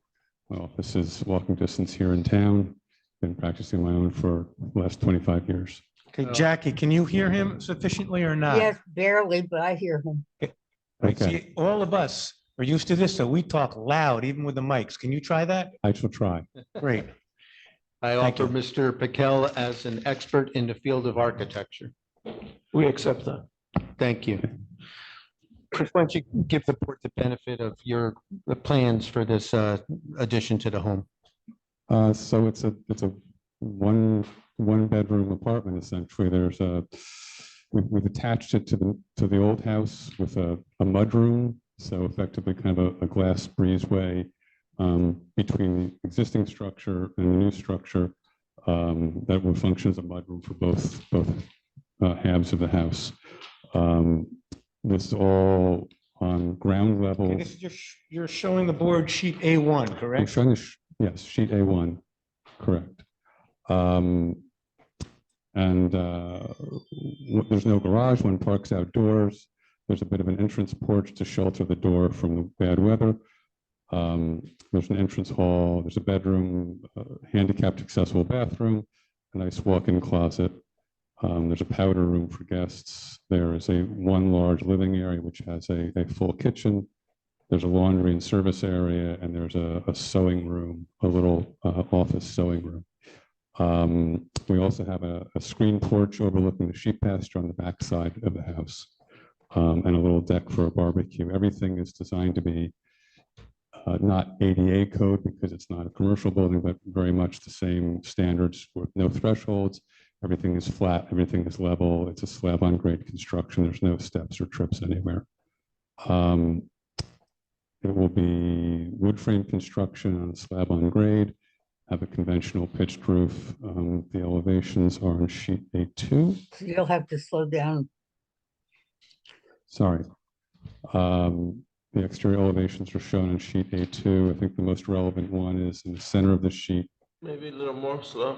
The east elevation, which is really about southeast, which shows the two-story red brick existing house, the connecting breezeway to the west of that, and the cottage and the screen porch going off towards the pasture. And that the breezeway is designated as a mudroom on sheet A1. Correct. Yes, it's really not a breeze. I call it a breezeway, but it's glassed in, it's heated, it's cooled, it has a roof and a ceiling. The south elevation shows the one-story structure, and in the background behind it, you can see the higher roof. I believe there's a question from the board about the materials used. The existing house is red brick. Searching through my memory, I've done brick on about one building in the last 35 years for some reason. Everyone loves stone. So the material for the cottage actually would be the hardy plank, horizontal clapboard siding that we use all the time. Okay, when you're saying cottage, what you mean is the material for the accessory type The apartment. accessory type apartment, which I call a cottage, but in zoning terms, the accessory Will be hardy plank? would be hardy plank. And what color? They make a standard red color, which is a very complementary to the red brick. Existing house has white painted trim, white painted windows, and we would do the same on this accessory structure. So the facade will match the existing facade It'll be character. It'll be complementary to the character. It's low and it's one story, and the existing house is tall and vertical, so we can't literally replicate it. But it'll complement it and match. It should look complementary. They should hang together as a family, as a two-part structure. The third sheet shows sheet A3 is chiefly sections through the building, but at the top of that sheet it shows the mudroom connector butted up against the facade of the old house, where we're not interrupting the windows on the second floor above the garage on the old house. Someone asked where the fourth sheet was. There is a fourth sheet that's really just a foundation plan. It's really kind of irrelevant. We try not to kill trees by sending too much paper out into the world. I believe that's pretty much the summary. Total square footage. Total square footage. The total square footage is marked on A1 up on the upper right. It is, I believe, 1530 gross square feet. I didn't get that. The square footage is marked on the top of sheet A1, 1530 gross square feet of additional space to the existing house. Okay, if you were asked the question, what would you have to cut out to get it down to 1,000 square feet? What would you have to cut out and why in this particular application would that not be a good idea? We're trying to make an independent living so that the. I understand, but the question is, why couldn't you do independent living at 1,000 square feet? The desire was to have these rooms we could, and handicap accessibility means rooms need to be larger. The powder room, the bathroom, the kitchen, everything has to be of a larger size. 1,000 square feet is kind of an arbitrary number, and we tried to make something that was comfortable for the clients. Okay, how many square feet is the connecting breezeway mudroom? It is 13 feet wide by 11 feet, approximately 144. And if you eliminated that, you would eliminate the ability to have a separate entrance into the accessory type apartment, correct? Correct. And the screen porch, how many square feet is that? It's not included in my total. It is 24. Oh, if it's not included in your total, then forget I asked the question. Correct. We have a bedroom, we have living space, we have a bathroom, we have a little sewing area, which is necessary for the mental sanity of my client. And I guess it's the testimony and the applicant's agreement, if the board granted the application, would be to agree to a deed restriction like other applicants have that have been granted these accessory type apartments to just have family members either in the accessory apartment or the house, that it can't be rented out to anyone, correct? Yes. So that could be a reason why, in this case, to make the, allow it to exceed 1,000 square feet, because it's actually, instead of being the accessory apartment for parents coming over to the kids, this is basically a replacement place for the parents, and the kids Correct. are going to move into the house, correct? Correct. How many square feet is the existing house? I do not know. I did not measure the whole house. Is it a small house or a big house? It's probably 2,500 square feet. It's probably average. Okay. Right, for Raritan Township standards, would you say that that's small, average, or large? It's the national average, which means it's Now, small forget the for national Raritan. average. Why don't you consult with Mr. Kyle right now? Mr. Kyle is better. Okay, you know, what, we'll ask Mr. Let Kyle him that go question. through this. Okay. Because another potential reason to go to the 1,530 square feet is if the house is smaller than most other houses. The 1,000 square foot limit is not arbitrary. Perhaps it was selected to make sure that things don't get too big. But let's wait. You want to wait for Mr. Kyle for that? That's fine. Okay. I have no other questions. I don't have any. You have anything, Jeff? Do you have any? Your plan states that there's 4 sheets, but only 3 are provided. Is that just a typo? The fourth sheet is a foundation plan, which is relatively meaningless to the board, I would assume. I have it here if you'd like to look at it. Yeah, I think it should be. Yeah, let's get it submitted into the board file. You have to mark that then, because it wasn't. Well, no, because the board's not going to approve that. That's going to be an exhibit. I mean, you have to mark. Oh, you got to mark it as Exhibit A1, correct? Because it hasn't been. Yes, agreed.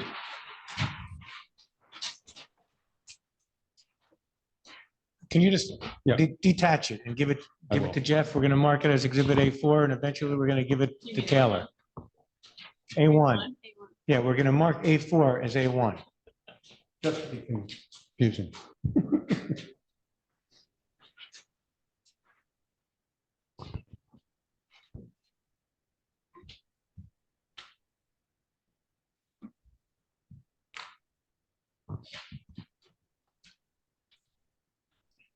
Can you describe A1 for the board? Did you mark it in the lower right-hand corner with the date? I will mark it in the lower right-hand corner. This is the.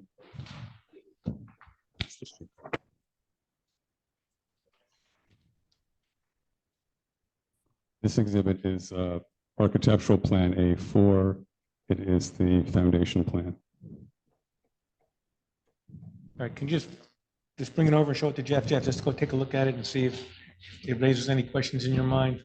And just to clarify, since we haven't seen that. Correct. We're talking foundation, we're not talking basement.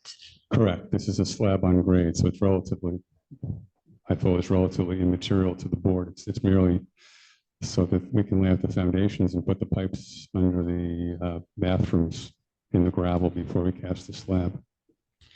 Yeah, let's have everyone take a look at it. Maybe some people have questions. They just like have, for completeness, if the drawing I says understand. 4 sheets and they only get 3 sheets, just want to dot the i's and cross the t's. Sure. Just will confirm in fact that it's slab on grade.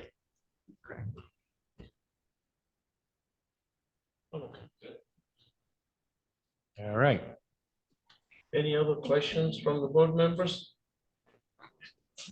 So I do have one just for clarity. Okay. What's the primary objective of your design? What are you trying to accomplish? Just want to be documented. We're just trying to accomplish independent living for the couple who've lived in the house their whole entire lives and want to continue living there, who can't do the stairs in the house and need to be able to live in a situation where there are no stairs day to day in their life. The current house is essentially split level and has multiple levels, and one has to navigate stairs continuously throughout the day. So the goal is to enable them to live on the land where they've always lived, live with their son next door to them, and be there for the rest of their lives.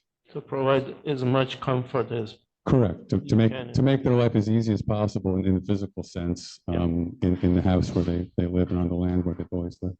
And one other thing I had heard before, the reason why it's bigger square footage wise is because of handicap and disability reasons, right? Yeah, when we do handicap accessible, the bathrooms need to get larger, everything needs to get larger. The doors are 3 feet, not 2.5 feet. So each thing we do takes up more space. Thank you. We have somebody online, right? Yes, there still is one member of the public online. Public online, do you have any questions for the witness? Thank you so much. Thank you. Appreciate it. Mr. Kyle, come on down. Adding cleanup. Now we're gonna compare it with what you said before. And you're gonna have to repeat yourself about your qualifications. That's what I'm saying. I'm gonna compare. Yeah, whether this it's- time do it better. Gladly.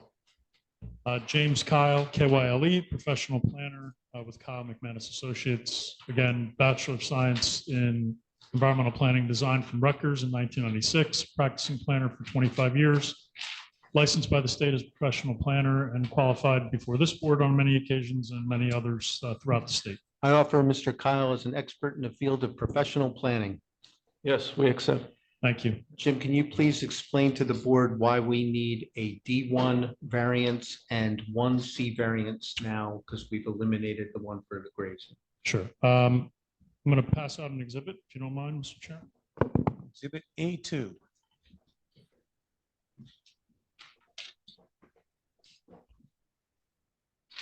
Yep.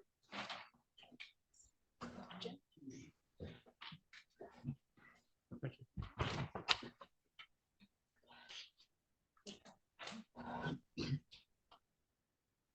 Thank you very much.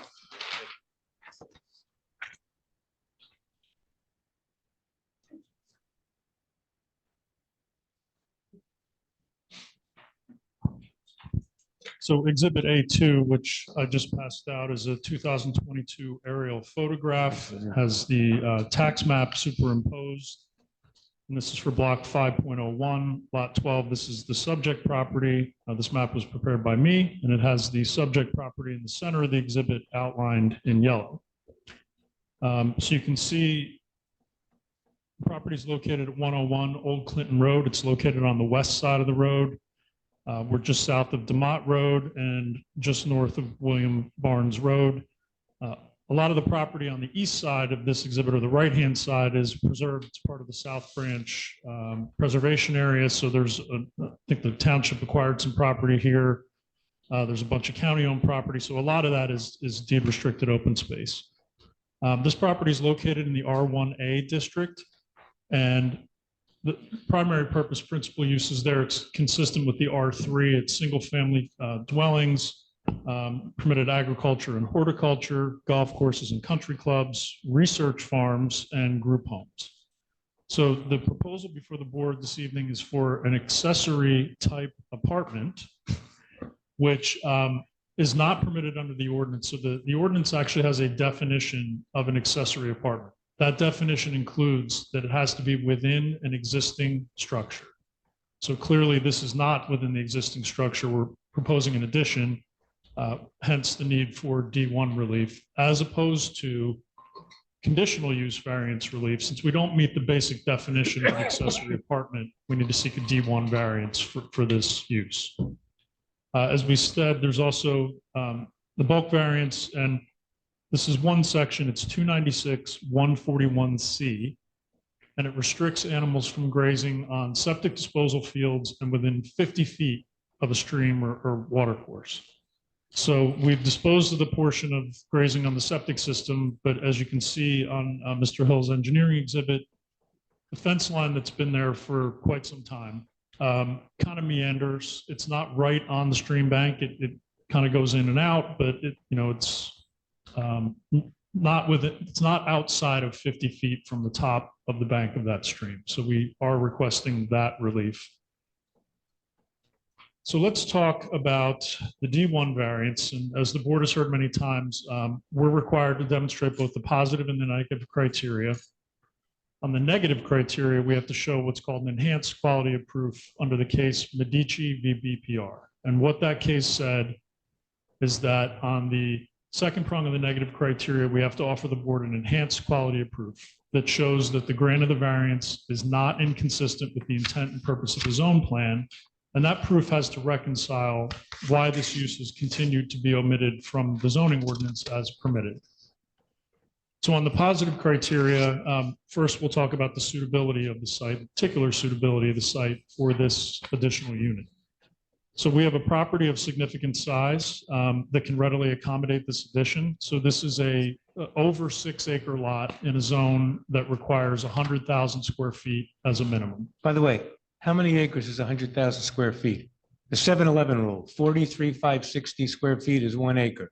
Correct. So 100,000. you're going to make me do math? 2 point something. Well, let me get the actual number.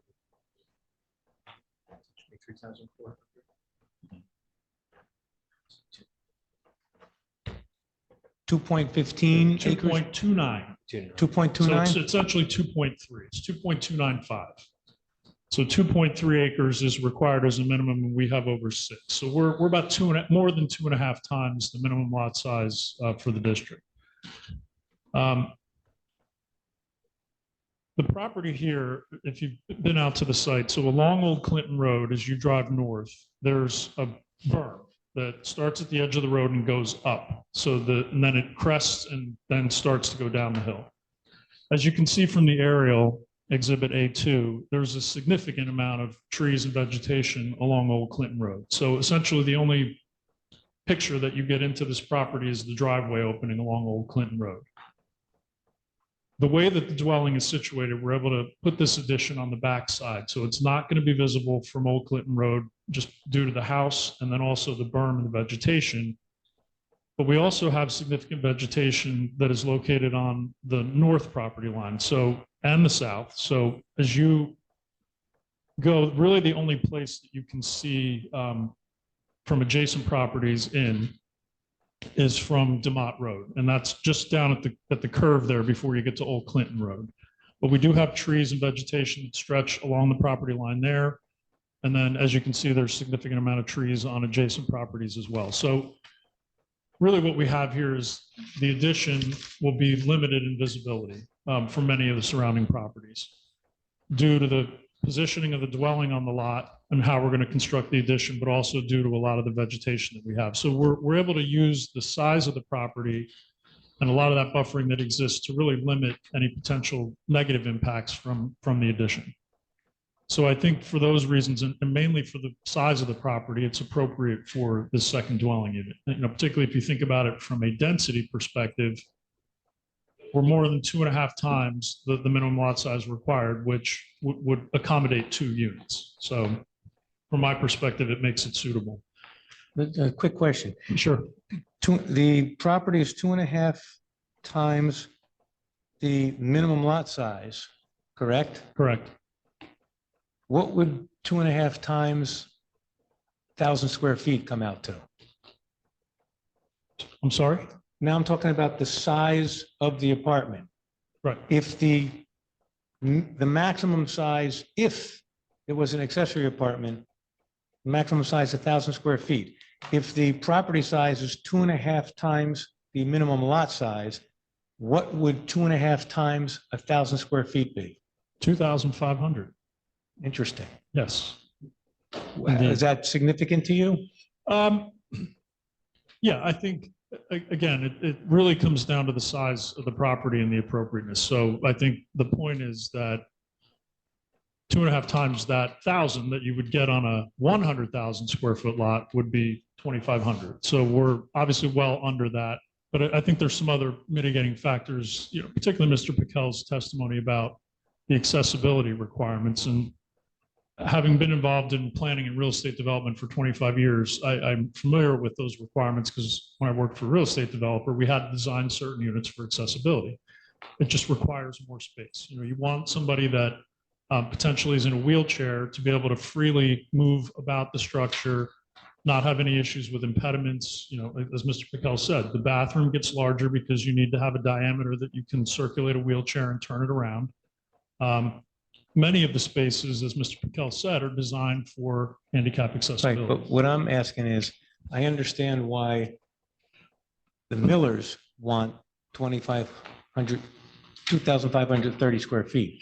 But what I'm asking is, if the lot was 100,000 square feet, yeah, and the maximum unit size under the ordinance for a conditional accessory apartment was 1,000 square feet. Right. In your opinion, does the larger size 6-acre lot, which is 2.5 times the minimum lot size, accommodate a larger unit? It certainly does. And so 2,530 square feet is roughly equivalent to 2,500 square feet. Well, 1,530 is what we're proposing.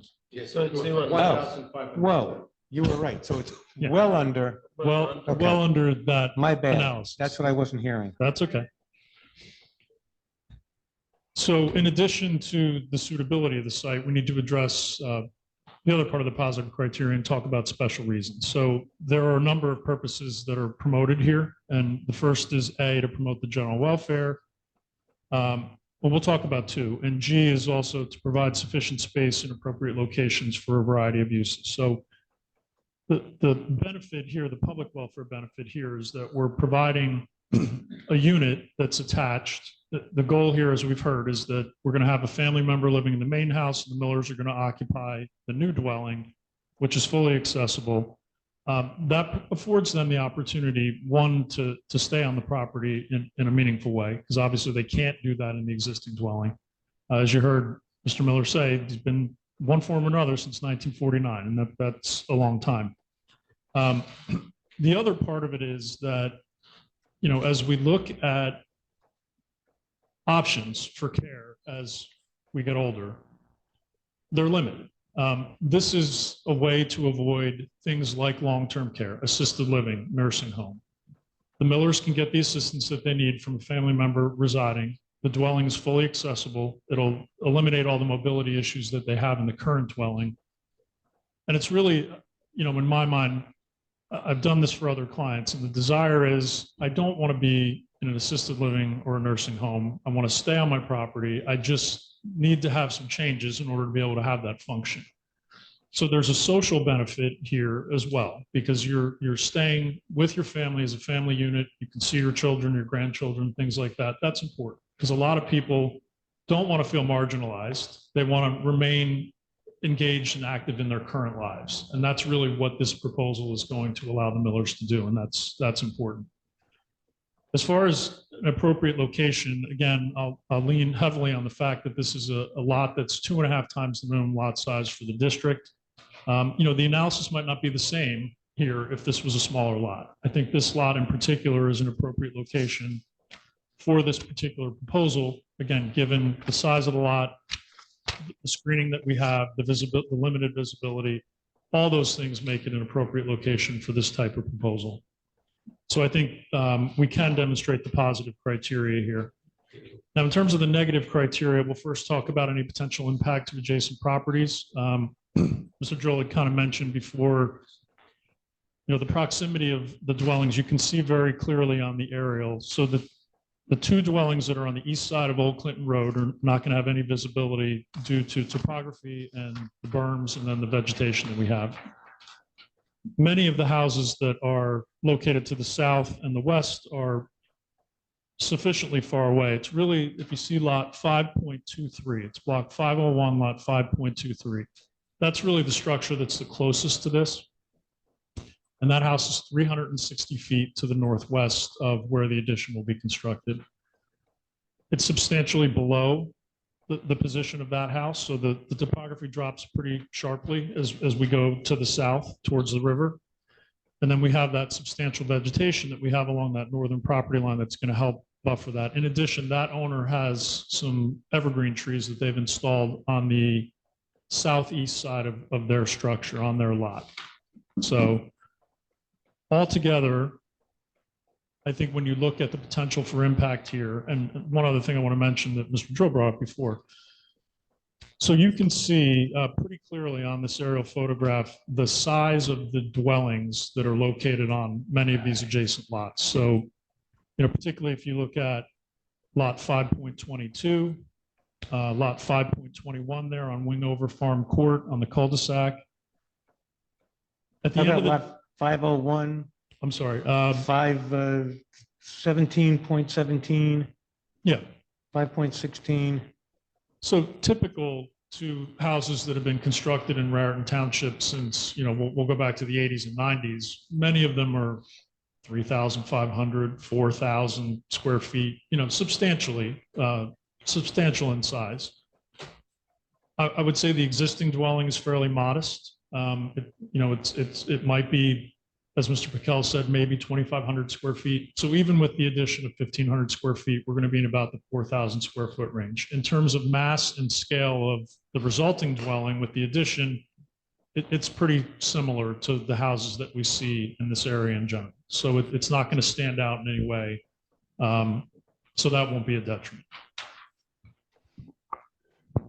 The other thing I want to point out too is that we are well under, we have no setback issues here. This dwelling is positioned such that it's a couple hundred feet from the property line, and we're way under on permitted coverage. So 20% is permitted in this zone. After this proposal, we'll be at 5%. So, it's not a substantial increase. The lot is not going to appear overdeveloped, anything like that. So I think those are all factors that point to this not being a substantial impact on any of the adjacent properties. And then finally, when we talk about the second prong of the negative criteria, there is no purpose statement for the R1A district. However, it is discussed at length in the 2008 master plan. It discusses really the limited road infrastructure that we have in the R1A district. It talks about limited utility infrastructure, so no water and sewer. And it also talks about the environmental constraints. Other than that, it didn't really set forth any specific policies that I could grab onto and analyze, but this is a district that was changed from an 80,000 square foot minimum lot size to 100,000. And that's discussed in the 2008 master plan. That was a recommendation that was implemented right after that master plan was adopted. The township's 2019 reexamination report that was prepared really affirmed and updated some of the goals of the master plan. But when you look at those land use goals, and I'll read just a few of them, it was, Tell me what page you're reading from, what section? Okay, talk to Beth tomorrow, but I knew I should have written that down. yeah, just email that to me. I will. So it's really the land use goals. It's limit growth to existing sewer plant capacity, limit growth to existing school capacity, limit growth to existing roadway capacities, permit additional age-restricted residential development. Let's see. Recognize the historical growth and land uses of areas. Put it this way, is there anything in the 2008 master plan or the 2019 re-exam that this would be inconsistent with? In my opinion, no. I think as you look at those goals, it was really talking more about overall development policies for the township. There's nothing really on point with this particular issue, but again, when you think about the lot size, the resulting density, this lot could in theory be subdivided into two separate lots. So we're in line with that, and we're not exceeding the capacity of the land or, any of the density requirements of the zone. Let me ask you, So- in the beginning of your testimony, I thought you said, I could be wrong, that among the principal permitted uses in the R1A zone, did you say group homes? I did. Under the municipal land use law, how many bedrooms and what size single-family dwelling could you have in this zone as a principal permitted use if it was a group home? So I believe it's 15. Right. Now, the Is there a septic, limitation on the size? there's no limitation on size. The only limitation here in this case might be the septic capacity.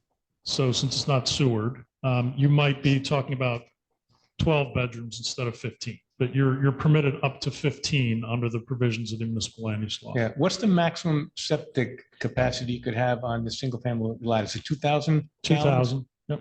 And what's the projected sewerage for I this? believe lot? Mr. Hill testified it's 850 gallons a Right. day. So your estimation, if they did have 2,000 gallons, you probably could have a 12-room group home? I think so, yeah. Yep. Okay. Yeah, so the point is, I didn't see anything in the master plan, the goals, that would be substantially impaired by this proposal. And so just addressing the Medici enhanced proof, again, we must demonstrate that it's not inconsistent with the intent purpose of the zone plan and ordinance. I think we can readily demonstrate that.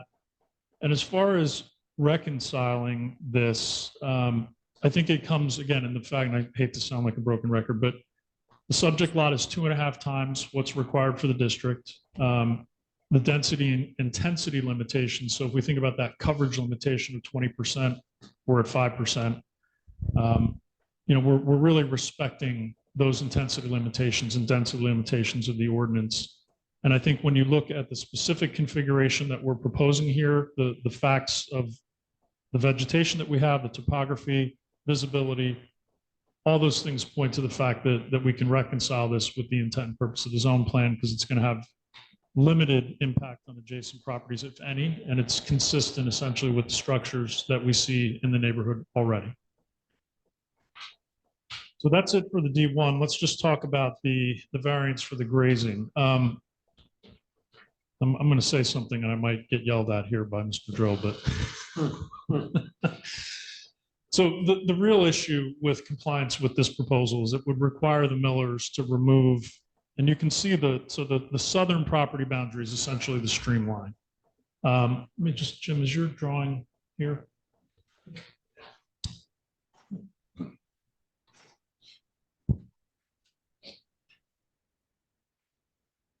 So on Mr. Hill's drawing, and this is sheet C1 of his drawing set, you can see the existing fence is outlined in red. The dash line that you see on that exhibit, if you have it in front of you, is the 40-foot setback. So you can see pretty clearly that we have places where it's more than 50. We have places where it's probably as little as 10 feet. But the millers told me, I didn't see it for myself, but they represented that fence line is basically encapsulated in brush. So they don't mow all the way down to the stream. You have a fence line. It's kind of tangled with multiflora rows and things like that. They don't mow that out of there. So in order to move this fence to 50 feet, all that brush would have to be removed. and the fence would have to be relocated. So the real benefit here is that it would require us to go in and have disturbance of those brush areas all along the top of the bank of the stream, just to move that fence to a 50-foot position. So I think the benefit here is that if we leave the fence where it's at, and we have, I would say it's probably at least 10 feet at its minimum. And again, it kind of meanders. We have more, we have, less than 50, more than 50. But at the end of the day, the benefit here is that it's going to avoid a whole lot of disturbance in order to remove that fence and relocate it to a position. I have no problem with what. Well, I changed my mind midstream. I was going to say something else. Yeah, but I'm glad you did. I thought of a better. It's a much better argument. I thought of to a make. better argument. Yep. So there is a public welfare benefit, an environmental benefit to avoiding that disturbance in order to do that. Can you just address the environmental report? I'm sorry? Environmental. The Commission Environmental report? Commission Oh, do you have that stuff? came out with a report that, let me just read the report into the record. So this is a report of the Environmental Commission. They didn't check off Environmental Commission, but it's signed by David Mountainer, and it's dated August 15, 2023, and he's on the Environmental Commission. And they didn't check off acceptable or unacceptable or no comments, and they put in 3 comments. Comment 1, grazing within 50 feet of the stream should not be allowed. Let's go comment by comment.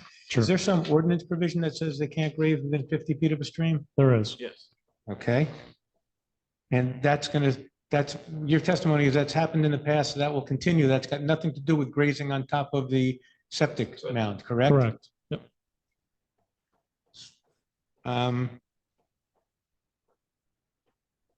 Okay.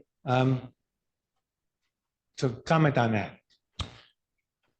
The Environmental Commission wants the Board of Adjustment to impose a condition saying you can't graze within 50 feet of the stream. So this is, Doesn't this go to, if you move the fence to move it 50 feet away from the stream, you'd have a lot of environmental disturbance, just like you testified before with the setbacks. you would, absolutely. So what you're basically saying is you have to weigh environmental, not having sheep too close to a stream versus environmental, not having a substantial amount of land disturbance. Is that correct? That's correct. You're asking the board to weigh that and weigh it in your favor. I am. Okay. Yeah, and I think we don't take a position on this, by the way. This is from the Environmental Commission. We're just laying it out for what you guys have to decide. Number 2, we recommend that they, meaning the applicant, show compliance with the state animal waste management rules for the number of animals they have. Or if the township allows grazing within 50 feet of the stream, they should be required to have a higher level AWMP to ensure the animals are not impacting the stream. So this is actually an interesting comment. How do you respond to that? Well, I'm going to admit that I don't even know what an AWMP Darn, because I don't either. I was hoping you would is. know. Animal waste management plan. Well, see our farmers in the room. There we go. Do you have someone who can respond to that here? I think the response is that because of the number of animals that we have, we are not subject to an animal waste management plan because we don't have the required number. What's the required number of animals that would make you subject to a? 10 per acre. It would be 60. Okay, so you're saying 10 animals per acre kicks in the requirement for a AWMP. So that what you're suggesting is the board should impose a condition no more than 10 animals per acre, then it wouldn't require an AWMP, correct?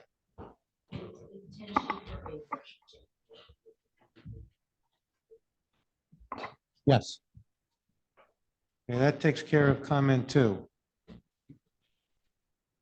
Comment 3, they, meaning the applicant, should be required to work towards obtaining conservation technical assistance, CTA, from the USDA Natural Resources Conservation Service to identify conservation practices that are appropriate for the property.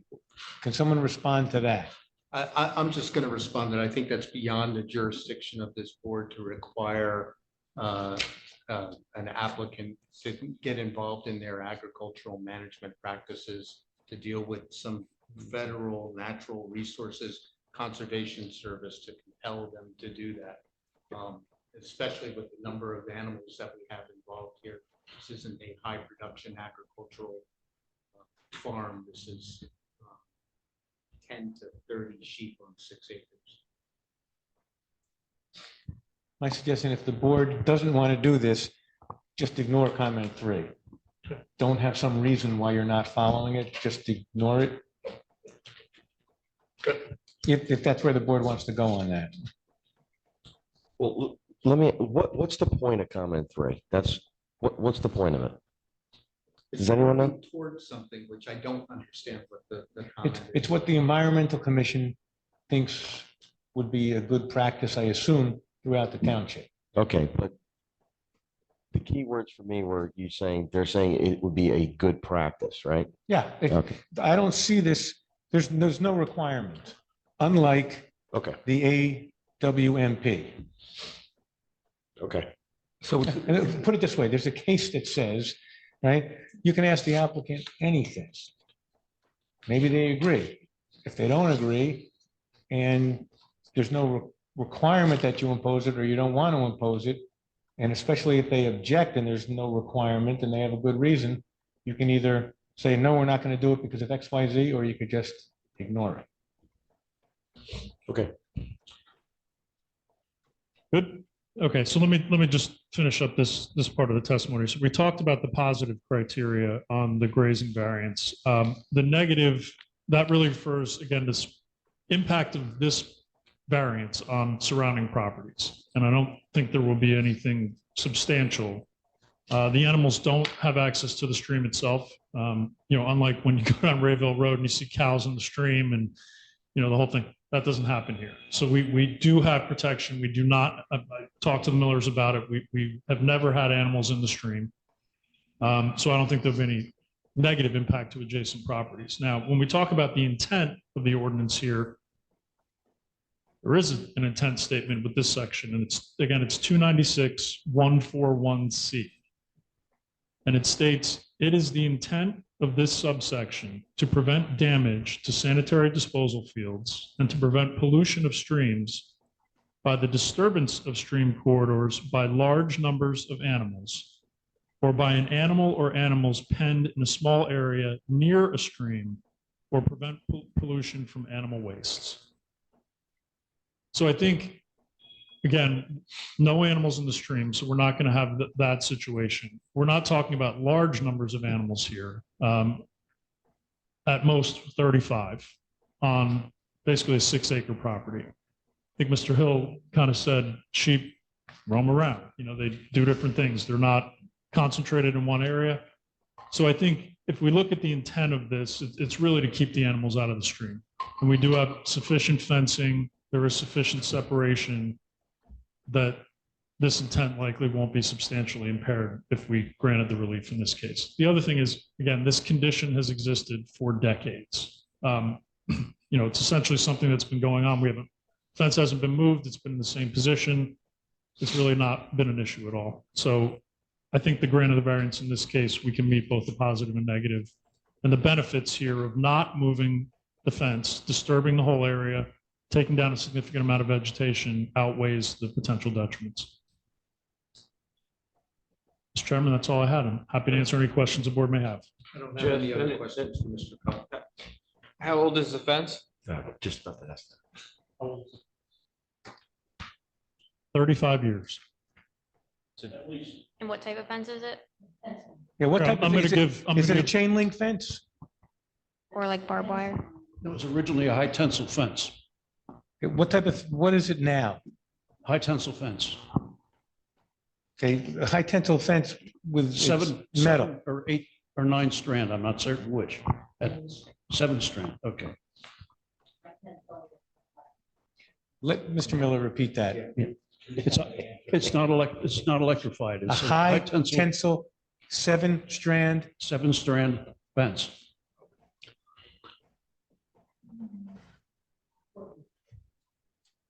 Four and a half feet, easy. You need a microphone.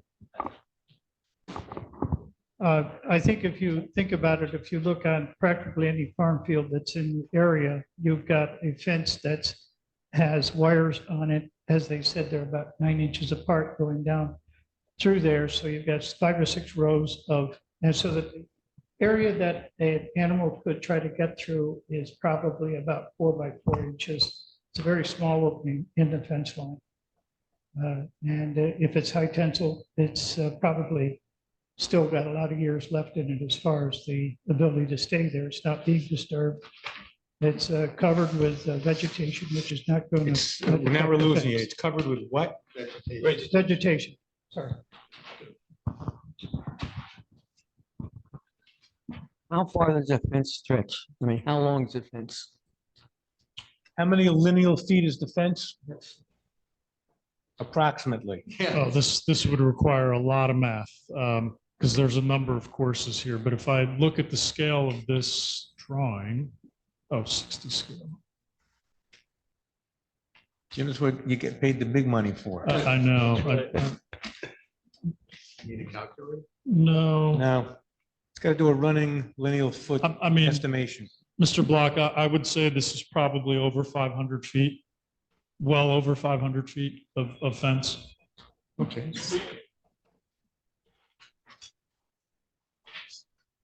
Any other questions? I don't. Any other questions?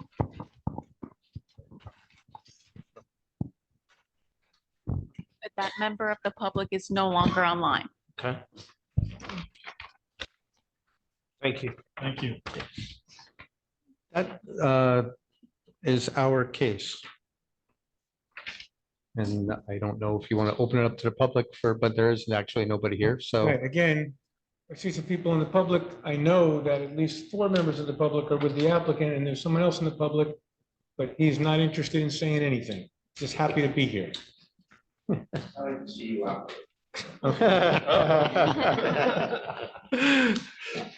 Wait, did he just say he's here for the John Drill show? So that's it. Shall I give a brief summation?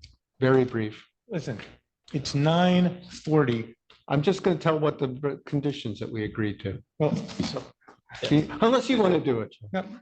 does the board want a summation, or is the board satisfied that they have enough to deliberate on the D1 use variance for the accessory type apartment? I have enough information. And the C2 variance to leave the fence where it is, with the conditions that I've written down, and you'll see when I produce a draft resolution. Everyone's saying they have enough. I think they want to deliberate. Your closing was probably longer than mine. I doubt that. Mr. Chair, there's a few things Could I that are just in my report. ask one clarifying question? I want to make sure I heard you correctly, that the applicant is saying that if this goes forward and they are able to move into the addition, that the house will only be occupied by a family member. It's the opposite, but yes, that. In fact, let me address that one, because I asked Mr. Gruenberg that the condition would be deed restriction would have to be recorded that limits occupancy of the apartment to the property owner or family members of the owner of the property. Correct. Jeff, you had a comment? There are a few comments that weren't mentioned in the report, one pertaining to an as-built survey. I'll put it this way. Is there anything in Jeff's report that he'd like imposed as a condition that you don't agree with? No. So all his comments will be conditions. And the other question I had is whether this would have its own tenant number or mailbox. You mean an address? Address, yes. I didn't see that a comment in your report. It's not in the report, just comment. My suggestion is that this is part and parcel of the dwelling, and unless the Millers have a strong objection, it should have the address of the main dwelling. Well, or unless emergency services would like a separate address assigned. I doubt it, but just in case.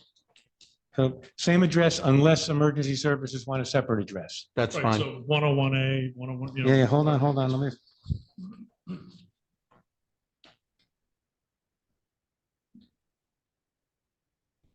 In other words, I don't think we're going to want to see two mailboxes at the driveway, but same address unless emergency services want to see two addresses.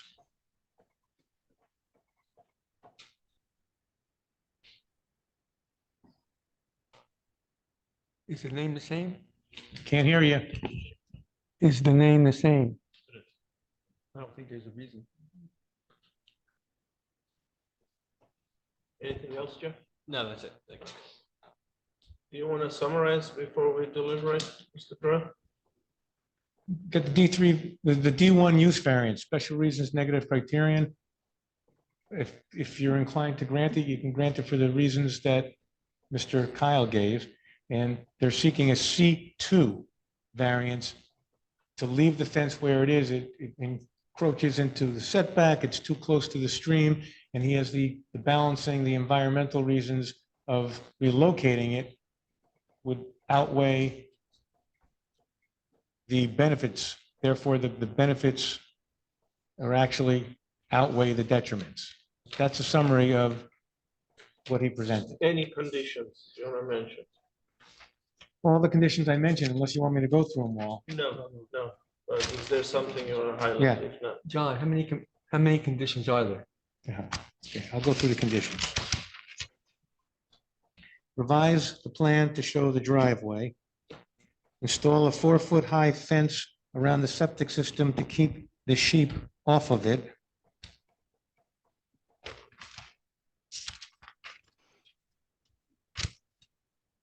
Deed restriction that limits occupancy of the apartment to the property owner or family members of the owner.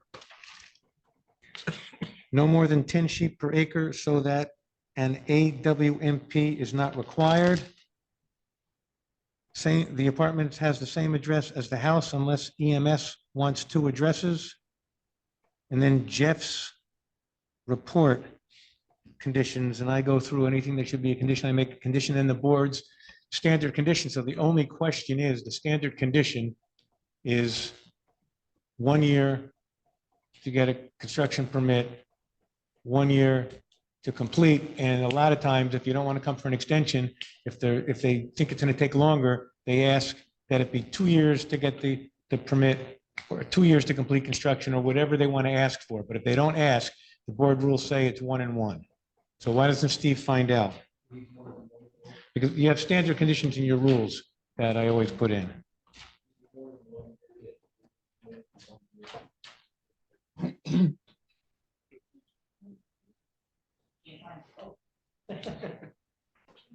Listen, We're good with the 1 and 1.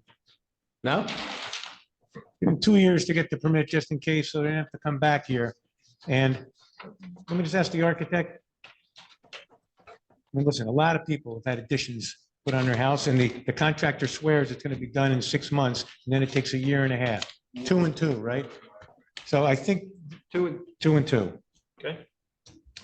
Hey, John, can I ask a question? That's me. Is that going to be stamped by me? That set? Is that going to be like the final site plan or anything? Well, there's no site plan. That's going to be final plan, but they have to revise it. Can I just ask for a space for my stamp? Yeah. Box? Yeah, give her, yep, that's a good idea. We'll add that to the revise the site plan condition. It's going to be revise the plan to show driveway and provide a signature and stamp block. Okay? And the fence around the septic. Yeah.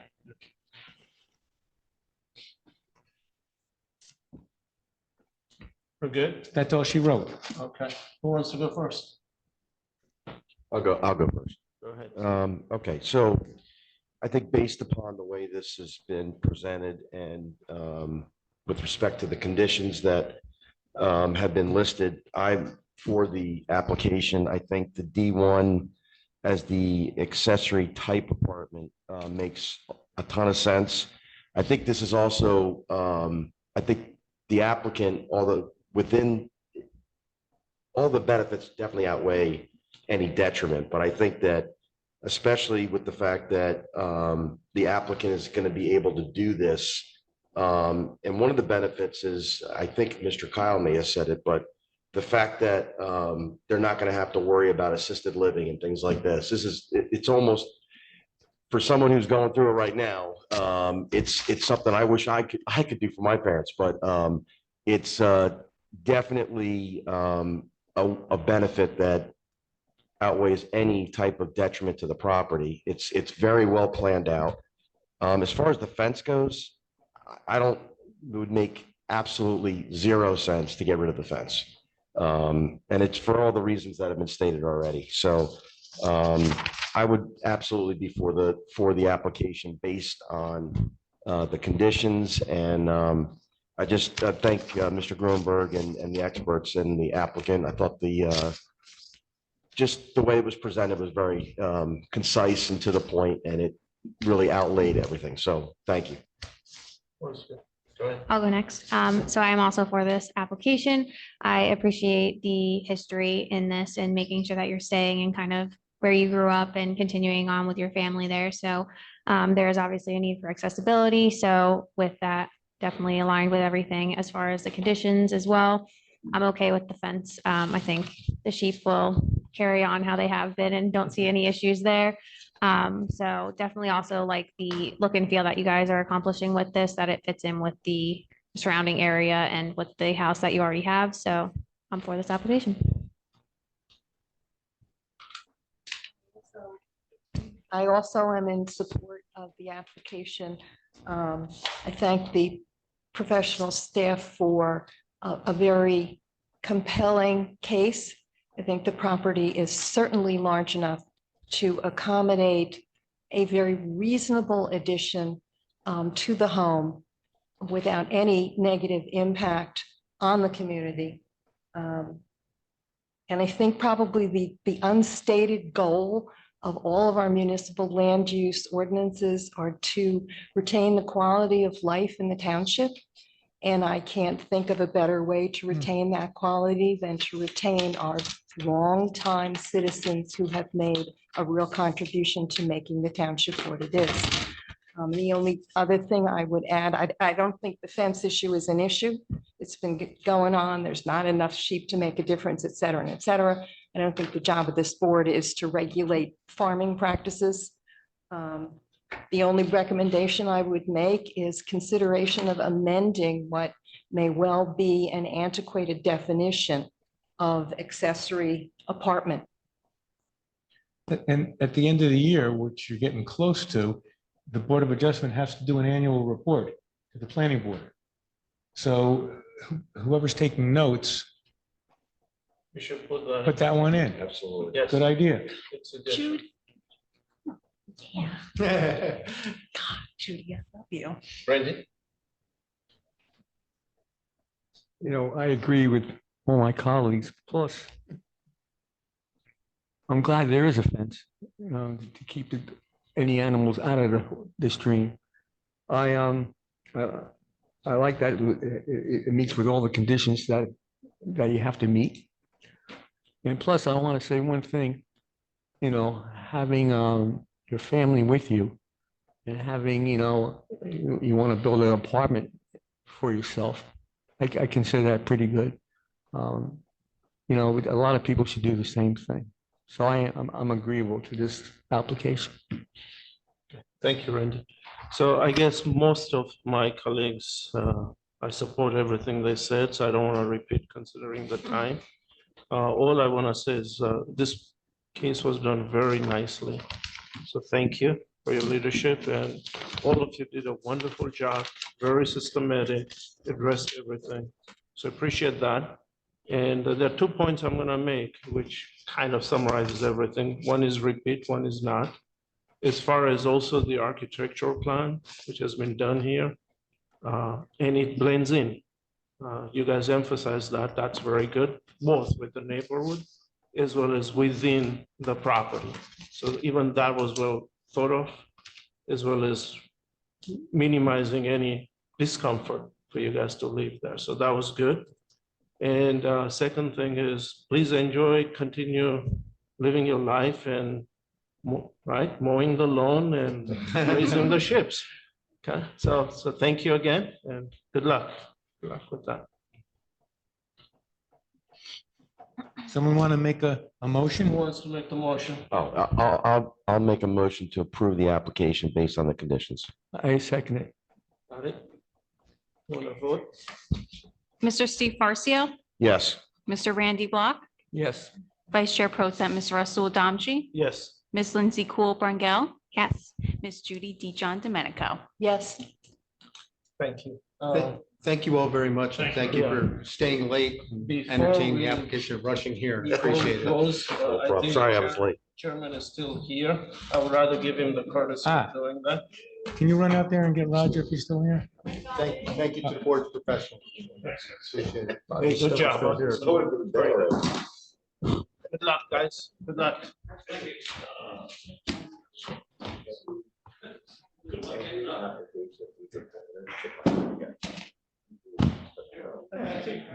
Yeah. But let me just let them adjourn this first. They get, and then I'll come to you. Judy, so are you sure you don't want to join us? We're short of people. Okay, but as soon as they're bringing the chairman up to adjourn, then I'll come back.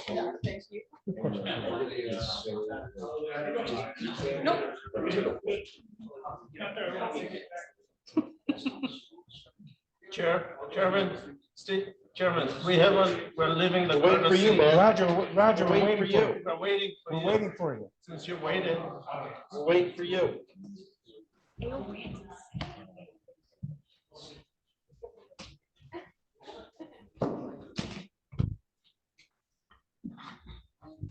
I hear a motion to adjourn. Well, before you do that, do you want to, you missed, when you were out there was a suggestion. Oh, yeah. Oh, yeah. Can you repeat the suggestion to the chair?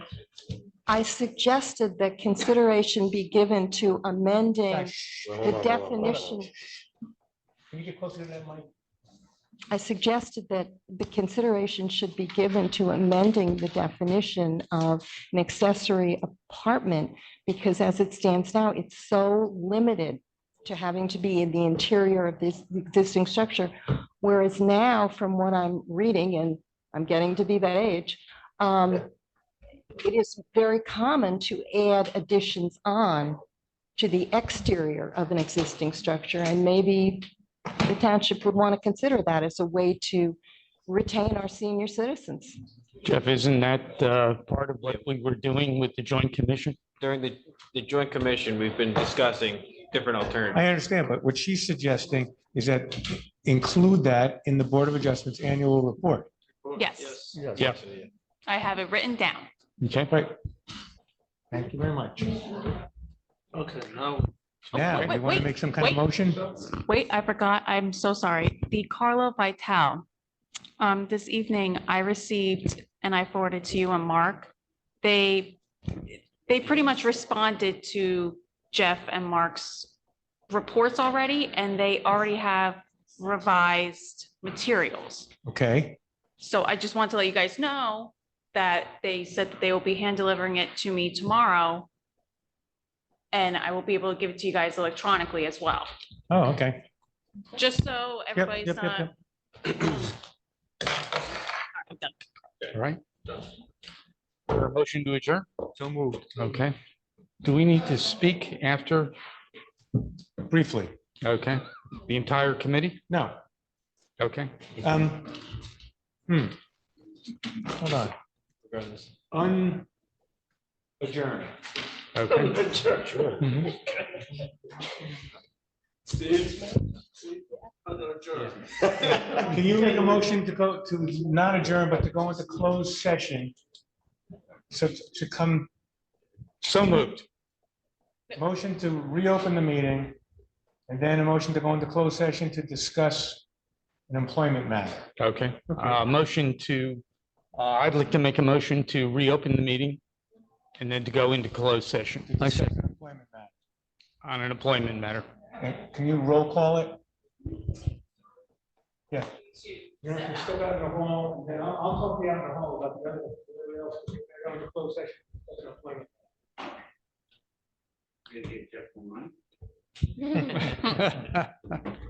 I don't think so. You should. Not up to us. If it was, we would give them more.